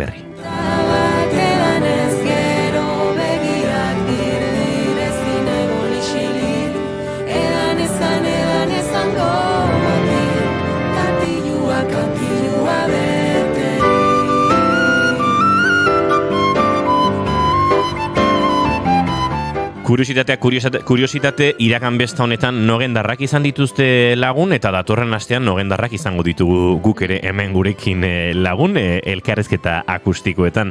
Baina nogendarrendatik haratago, Odei, Ainara Ortega, Ansa Izpak, Idoia Surmendi, Olaia Intzi arte, Einaute Agirre, Mikel Urdangarin, kantari asko izan dira, Beñat Gaztelumendi eta lehen aipatu dugun Odei Barroso berare letren osaketan, eta musika sukaldean goxo-goxo eta su motelean prestatzen, gurekin ditugun bi gonbidatu eta lagun zaharrak ere bai. Inar Sastre eta Iago Bastiazaran, egunon eta ongi etorri berriro, bigarren kafera. Egunon, da eskerrik asko. Aixo, egunon. Zuek ere bazarete, barkatu baino zaharrak berri xamar guretzat.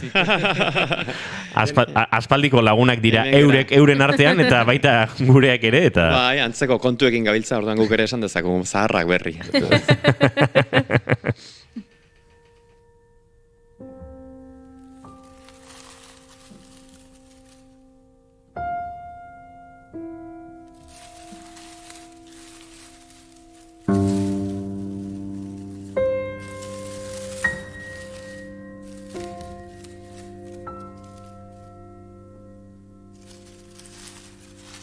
Ama begira zazu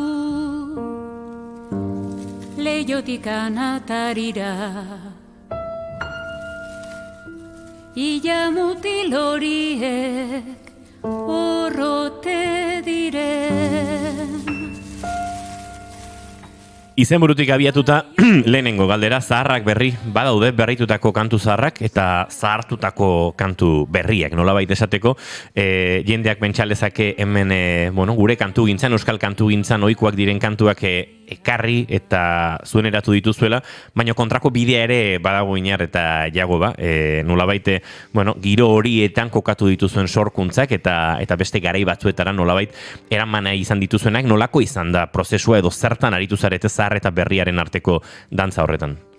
Saguneko oinarrian, bai lehen alditik, pixka bat, tira degula, pixka bat kantutegietatik, kantu zaharretatik. Eta gero badago, bagia da beste justu singela, pixkat berritik zaharrera ere, guk sortutako doinu berri bat hartu, eta pixka zaharrera eraman. Tartean, doinu tradizionala baita ere txertatuz, gero rapare sartu genion. Orduan, etengabeko joan etorri historikoa bezala da, ez? Baina oinarrian, hori lehenengo fasea esango nuke pixka bat doinuen aukeraketan egon zala, ez? Hor batez ere Jagoba aritu zen pixka bat aukeraketa hori egiten. Bai, ikararezko ondarea daukagu Euskal Herrian, hori dakigu, Euskal kulturan, baina guk pixkat aukeratu ditugu gure tresnetara ongien egokitzen dienak, edo historio politen bat kontatzeko zutenak, edo, hirugarren aukera gisa esan, bigarren aukera bat merezi zuten kantak, ez? Guztiz errotuak egon daitezke eta oraindik ere erabiltzen dianak, kasua da Andoni eta Antxon, Antxoni eta Antxon kantaren bertsio berri bat, Beñat Gaztelumendiri enkargu egin genion.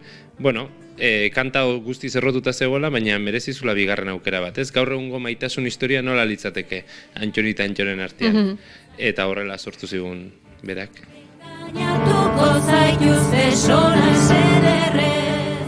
Ansa Izpak entzuten ari gara, eurak ere jaioak eta trebatuak zaharra berritzen eta iragango ondare hori berreskuratzen, baina aipatu ditugu beste artista mordoa ere, ez dakite esan daiteken bigarren disko honen alde nabarmena ahotsak edo ahotsek aniztasun horrek protagonismo berezia hartzen dute Leiner. Bai, hain justu ere, lehen egin dizka dantza doinuen ingurukoa zen, eta gorengo hau abestien ingurukoa da. Orduan, garbi genuen beti ere piano eta txistua zela gondua, baina pixkat ardatza, ez diskaren ardatza, ahotsa izango zela, kantuak izango zirela.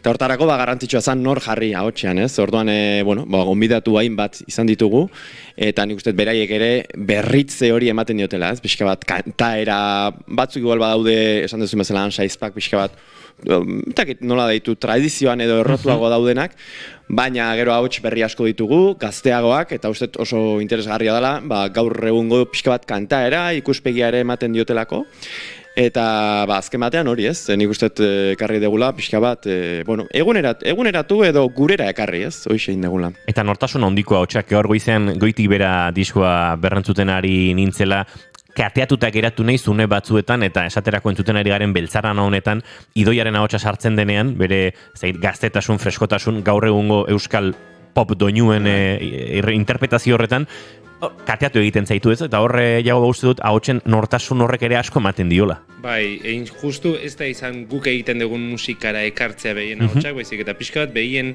estilora edo bereien kantakerara mugitzea gure sorkuntzak, ez? Edo gure eraberritzeak.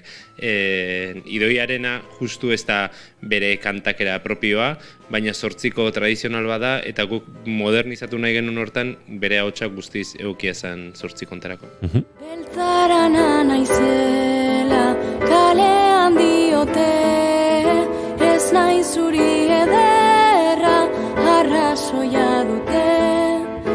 Eder zuri galantak auzoan amabi, beltzaran graziosak mila etatik bi. Kantuei egindako diskoa eta ez dantzari egindakoa, baina ezinbestean ondare horretan agertzen dira ez, oso arineketanenak diren, patroi ritmiko batzuk ere, eta patroi ritmiko horiek dantzatzeko sena ere pizten dute, beraz, guztiz dantzatik urrundu gabeko diskoa ere bada, ez?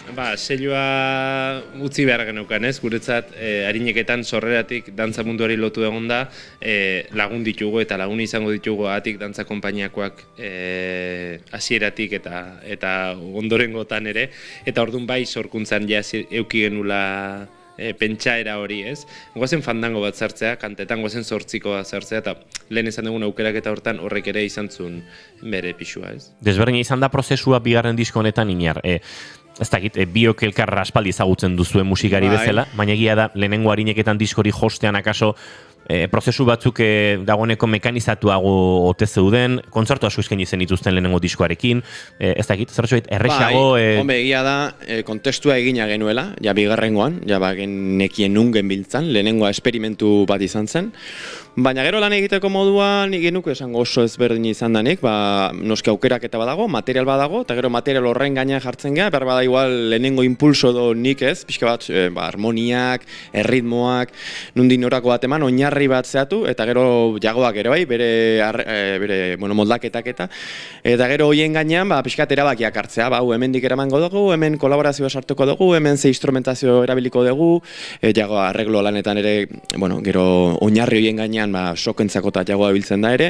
Orduan, nik uste, rolak neurri batean nahiko banatua ditugula, eta gertatzen da, bigarren honetan, aurretik esan duzun bezala, emanaldi bat egina izan dugun, eta ibilik batetik bestera, pentsatu genuen, jarraipen moduko bat izatea, beste perspektiba batetik, baina pixka bat, hori, gauza beraren beste angulo bat edo, izan zitekela. Bai, nik uste rolak, eta gaina ongi konpenetratzen gehala bikote artistiko gisa, izango dugu urteak dara matzako elkarrekin, eta egia da lehenengo sorrera hori, Inarren galbaean nik deitzen dio dena, ikararrizko iturria da, ez, arineketan entzat, sorrera gehienak diska hori izan daiteke Inarren diska, ez, nik impulsoa eman diezaioket edo materiala pasa, baina berak sortzen, eramaten du material hori beste mundu batera, ez? Eta gero berriz bueltan etortzen zaidanean, niretzat beti sorpresa da, digo, oin de repente hau ekialdera eraman du, venga, hemen klarinete bat jarriko dugu, ez? Edo, sortu duzun doinu horri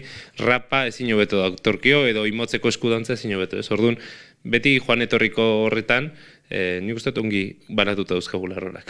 Eta horrelako beharrak sortzen direnean lagun zaharretara jotzen duzu ere? Ze klarinetean topatu duzuen bide lagunak, zuekin bide asko urratu ditu dagoeneko? Hori da, Jone Bolibar dugu klarinetean, beraia urtiak dara matza Berlinen bizitzen, han egiten du bere bizi modua.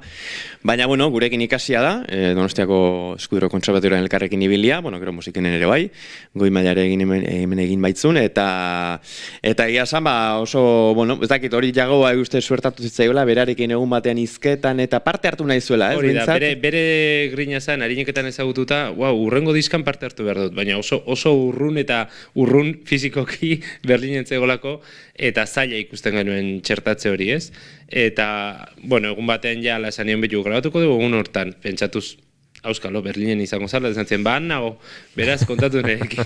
Eta orduan hasi ginen da, nun sartuko du klarinetea, esan dako 8 hau, inarrek ekialdera eman zuena, ezin hobeto zetorkigun, eta oain ezingo genuke imaginatu doinu hori, klarinetea. Bai, pixka bat, nahi gabean, oso ondo, astroak oso ondo alineatu ziren zein, klarinete kolorea oso ondo enpastatuta txistuarekin, doinu horri oso ondo zijoakion, eta kasualidadea, bere egun hortan hemen zegoen, gogoz zegoen grabatzeko, eta bigarren kasualidadea, ez da gero komentatuko dugu, baina aurkezpenean ere, lehengo larun batean, justu jone hemen zegoen, eta etorri zala baitari, aurkezpenera, eta egia esan, esan genuen, ze nahi gabean, ze altxortxo, egin dugun hemen.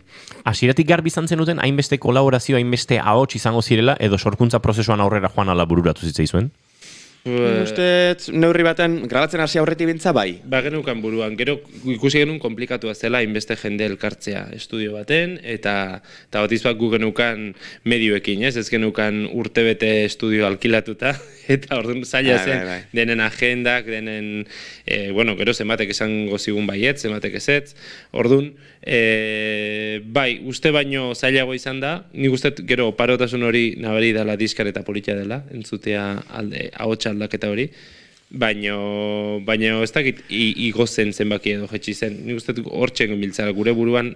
Bai, nik uste igual jagoa dela pixka saltxazaleago bat, esango igual hasiera baten zantu, abeslari ezberdinak eta zein dalako lista batekin galdetu, eta gero kuadratze lana hori, baina, orain ikusita nahiko errex izan zela esango nuke, ez zuen ensaio gehiagizkori, izango nuke gainera, askotan izan zela emailez bidali, bat entzun, eta estudioan elkartopatu, grabatu, eta ez zula izugarrizko lanik behintzat izan. Egia esan gu harineketan ensaio aldetik, justukoa. Harineketan ibiltzen. Ba, ibiltzen gara nahiko errex.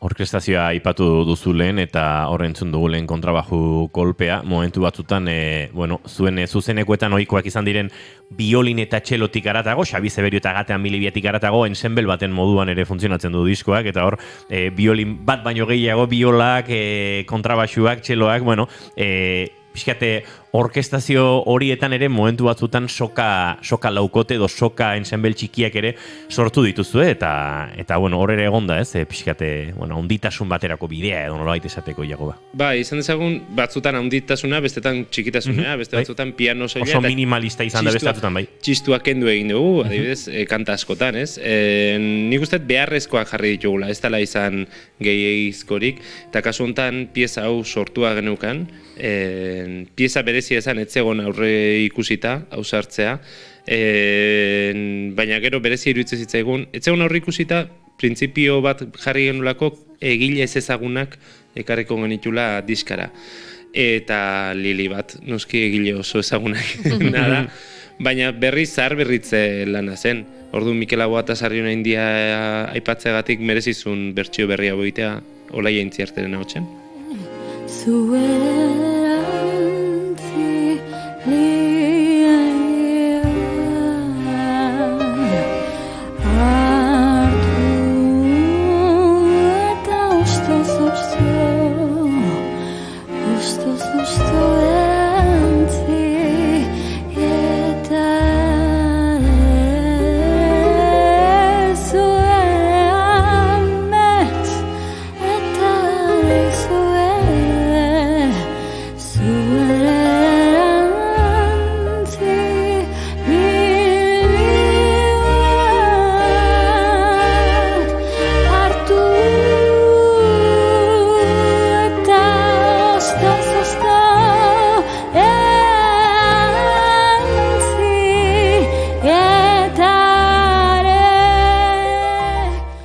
Bagoaz, pixkanaka diskoaren atal ezberdinak entzuten, kantu ezberdinak entzuten, eta entzulere konturatzen hasiko zen, akaso diskoa bereziki, eklektikoa den hitza, baino estilo anitza dela, ez? Ziurrenik dantzaren giro hortatik lehen inara aipatu zen bezala urrundu nahiak edo behintzat ari josi nahi ez izate horrek askatasun gehiago ere mandu, ez? Eta kolore musikal ugariagoko lana dela esango nukenik bigarren hau, ez dakit adosta beten. Bai, eta behar bada egiten ari zenen etzea oso kostiente, ez? Baina aipatzen duzun bezala dantzak baditu normalki errimo nahiko konkretu batzuk, ez? Eta horien barnean zabiltza eta diozun bezala askatasun hori ematen dizu kantu batek, ez? Eta orduan oso, nola esan, enpake edo oso forma ezberdina hartu dute eta pentsatzen jarri gabe, guazen modu ontako egingo dut, hau orduan ezberdina egingo dut. Hori izan gabe, doinua berak sugeritu dulako eta hala sentitu degulako eta jagoak ekarri dituen arregloak eta nik ekarri ditudanak, hala atera zaizkigulako, hala inspiratu gintuztelako doinuek eta kalkulorik egin gabe, zuzu diozun bezala, izaera oso ezberdin bat hartu du abesti bakoitzak, ez? Eta uste dut hori ardatz garbi izan da kantu zarrak eta gure instrumentazioa eta zea, oso aberasgarri zaiola, diskoarien justu ere, koloreinak, ahots ezberdinak, orduan, uste dut, diska jarraian entzuten duenak ere baduela olako koherentzi magia, baina abesti bakoitzak individualki ere badala identitate bat, ez? Eta gero modaz kanpo gaudela, beti. Hoi momentuan denak egiten dituzte alako diska, ez, bere osotasunean diska bada eta pieza bat da, ez? Eta bat izatzuk esan duzuna eta laburrak. Eta gu 13 minutu ez 13 piezatara joan gara, klasiko batzuk gehalako, ez? Eta beti modaz kanpo gaudelako, baina urrengorako. Ordu betetik gertuko du diskoa, hau? Bai. Aspaldi egite ez dian diskoietako bat.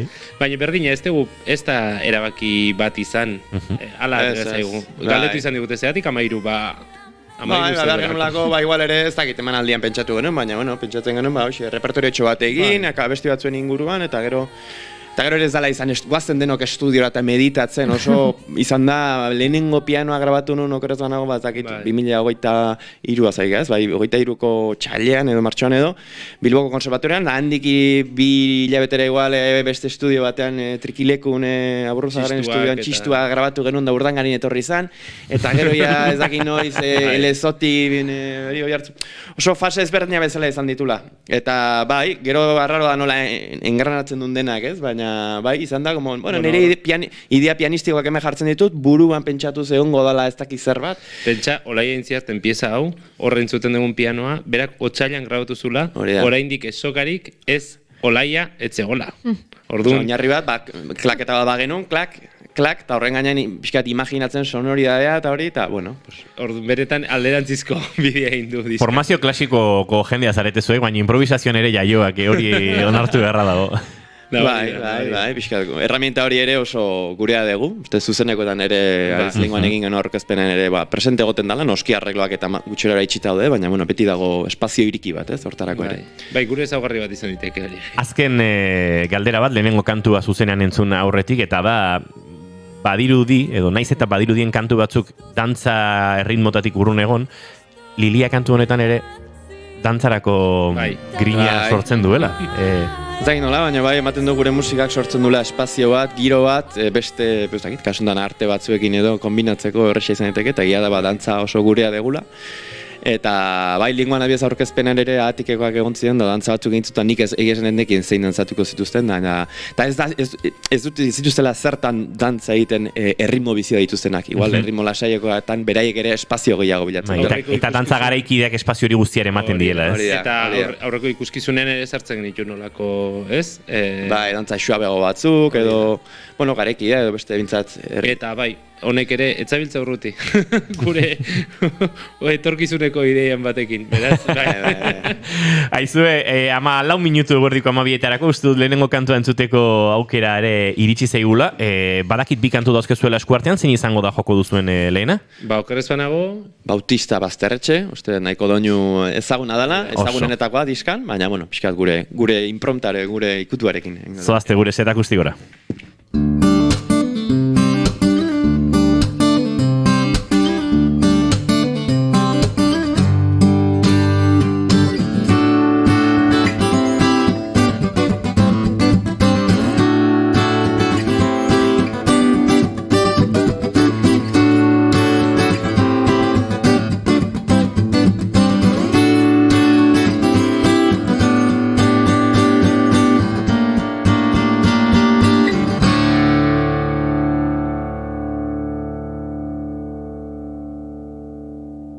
bigarren kafearen elkarrizketa akustikoetan, gure kamararen paretik entzen balima zaigu Imanol, ikusiko ditugu gure streamia, hori da, orain bai, bigarren kafearen elkarrizketa akustikoetan dauzkagu arineketaneko lagunak, nahi duzuenean bikote.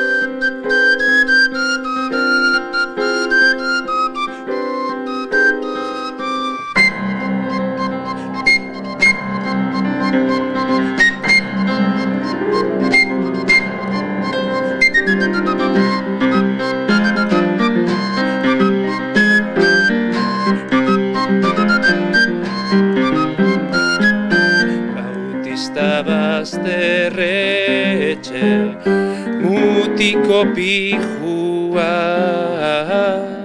neri gurdi ardatza, oztuta dijua. Beltzak eta txuriak izango dituzu, neri gurdi ardatza, ematez baidazu.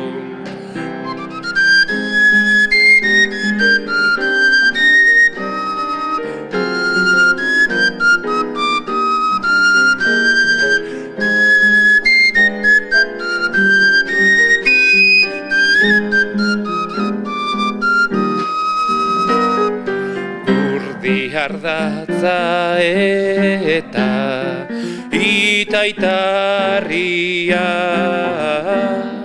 besteren behar gabe, badauzkat neria. Sega potola baina, gainera bostortza, Perian erosia daukat nik zorrotza.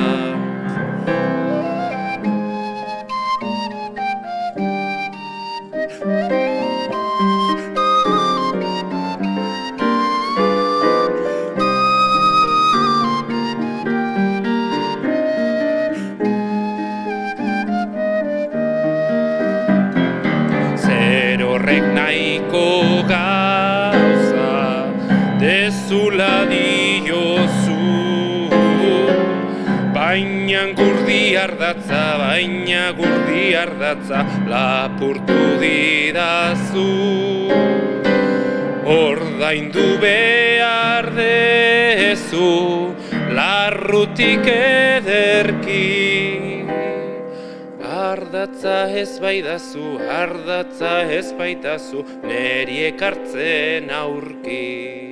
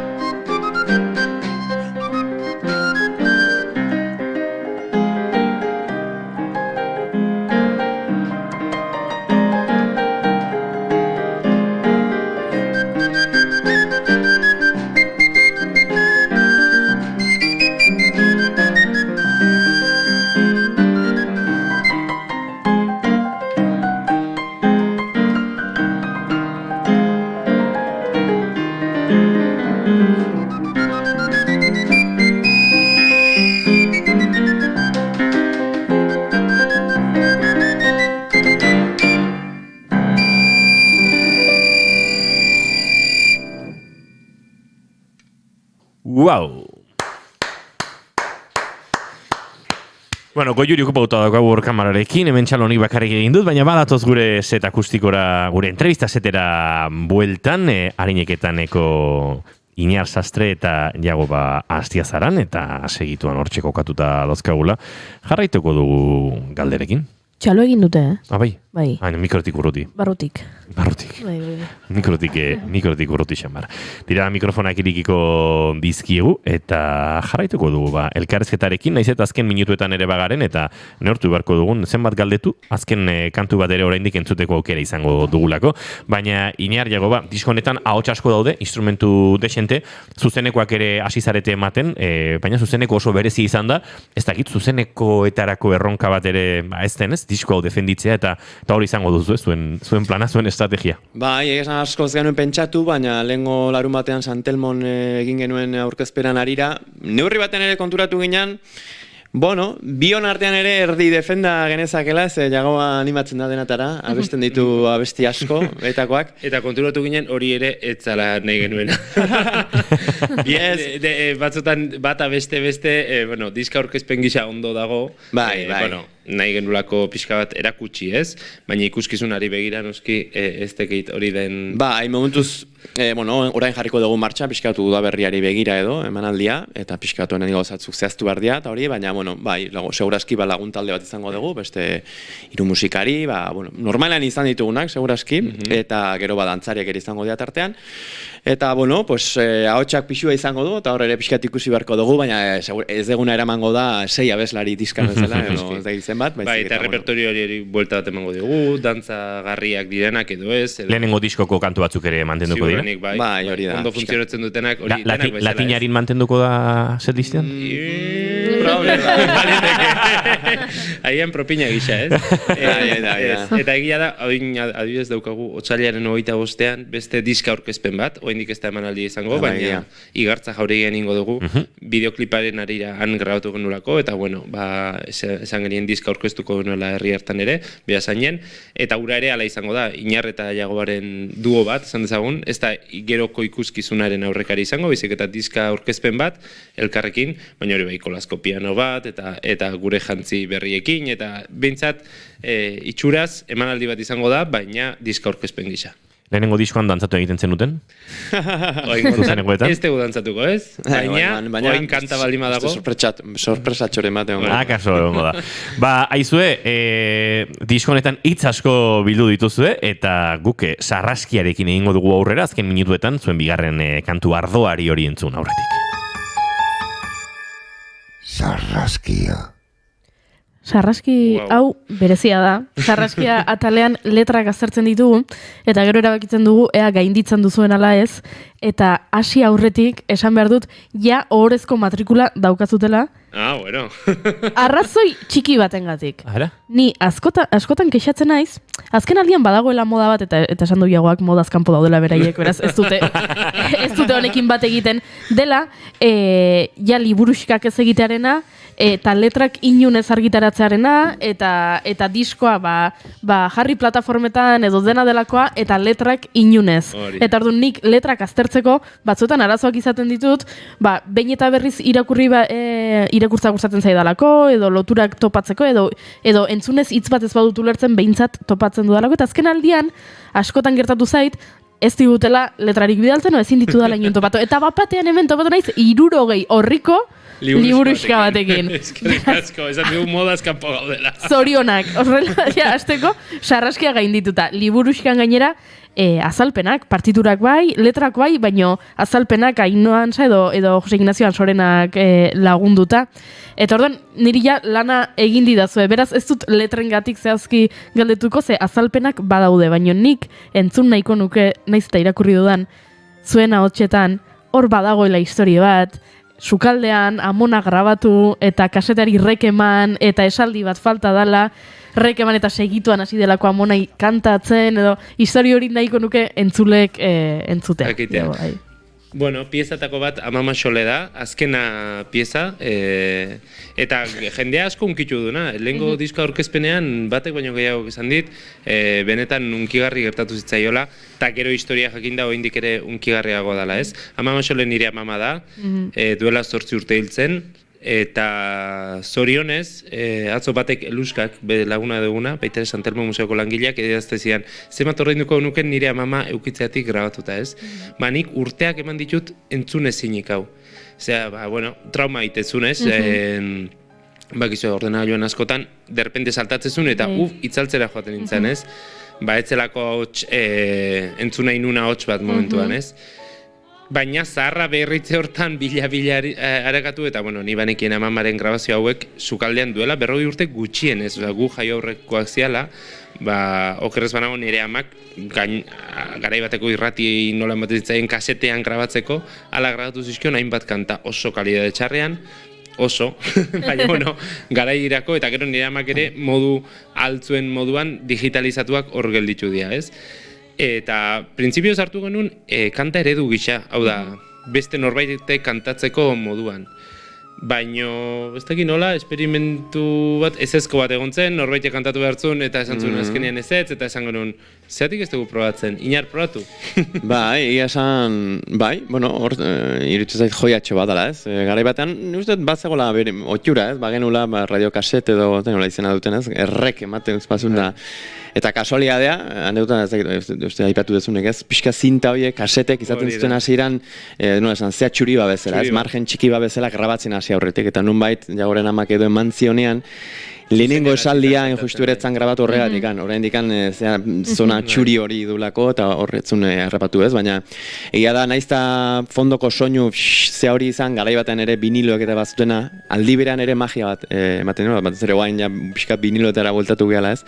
Zahar ikutu horrek ere ematen diola magia bat, eta gero egia da diskari begira uste, tokorrez danago gure teknikari Unai Mimenzak ere pixkat hori lehundu zuela, soinu hori, eta nik enuke esango grabazio txarra da nik, osea, nik uste magia handikoa, beste garai batera eramaten zaitula, behar bada igual estudio hon baten ahotsa perfecto grabatuta zuen magia hori ere izango.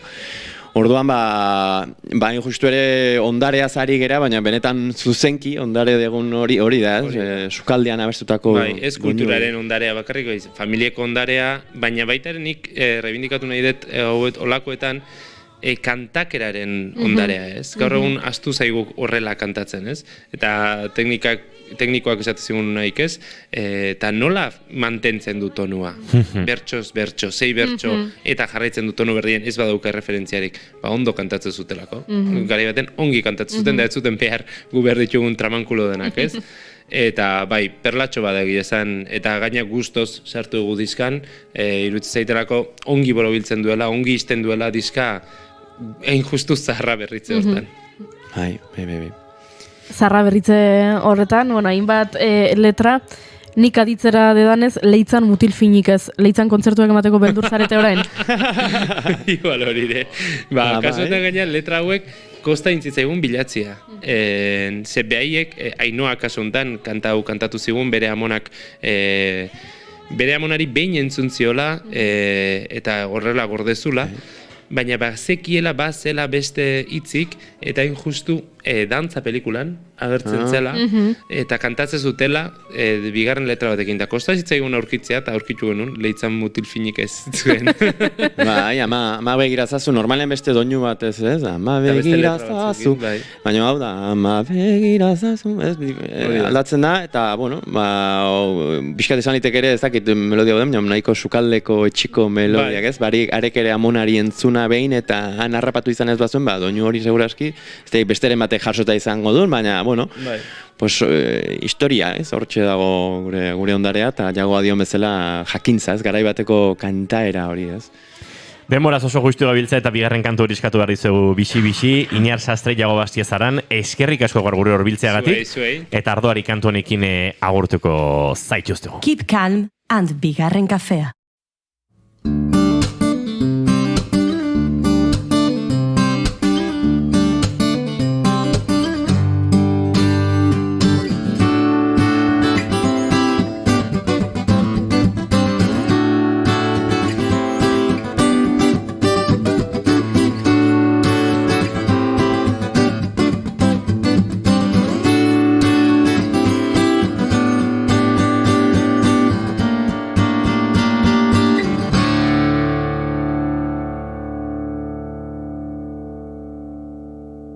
bigarren kafearen elkarrizketa akustikoetan, arineketan, ardoari kantua entzungo dugu segituan. Mikrofonak irikitzen ditugun bezain pronto, nahi duzuenean bikote.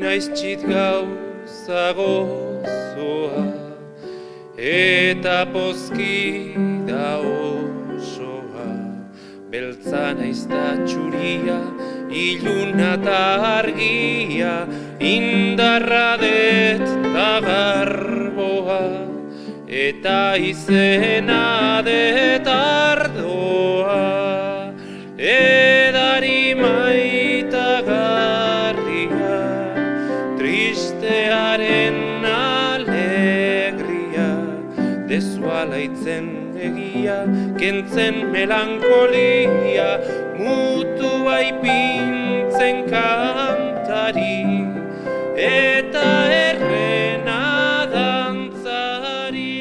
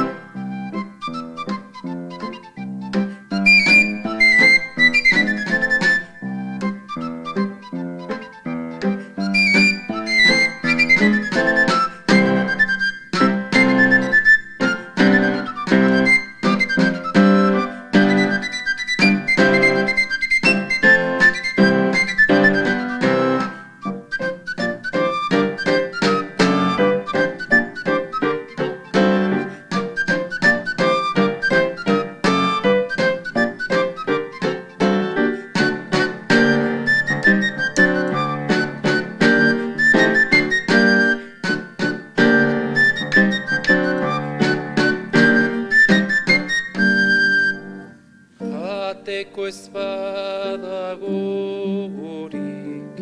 eta ezin egin lorik, eritasun hoben edo beste edo zeinen kuratzeko balsamoa, da matxonaren zumoa, ardoa eran ez neurriz, behin hila pizten du berriz, baina bada hazitzen, belaunak limuritzen, eta irakiten buruan, ez da gauzonik orduan.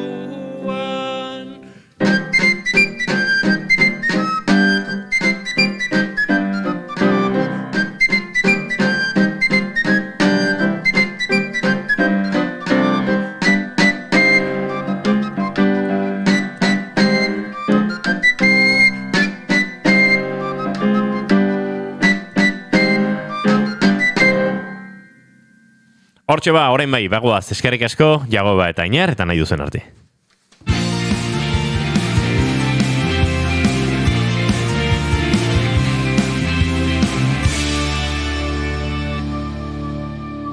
Keep calm and bigarren kafea.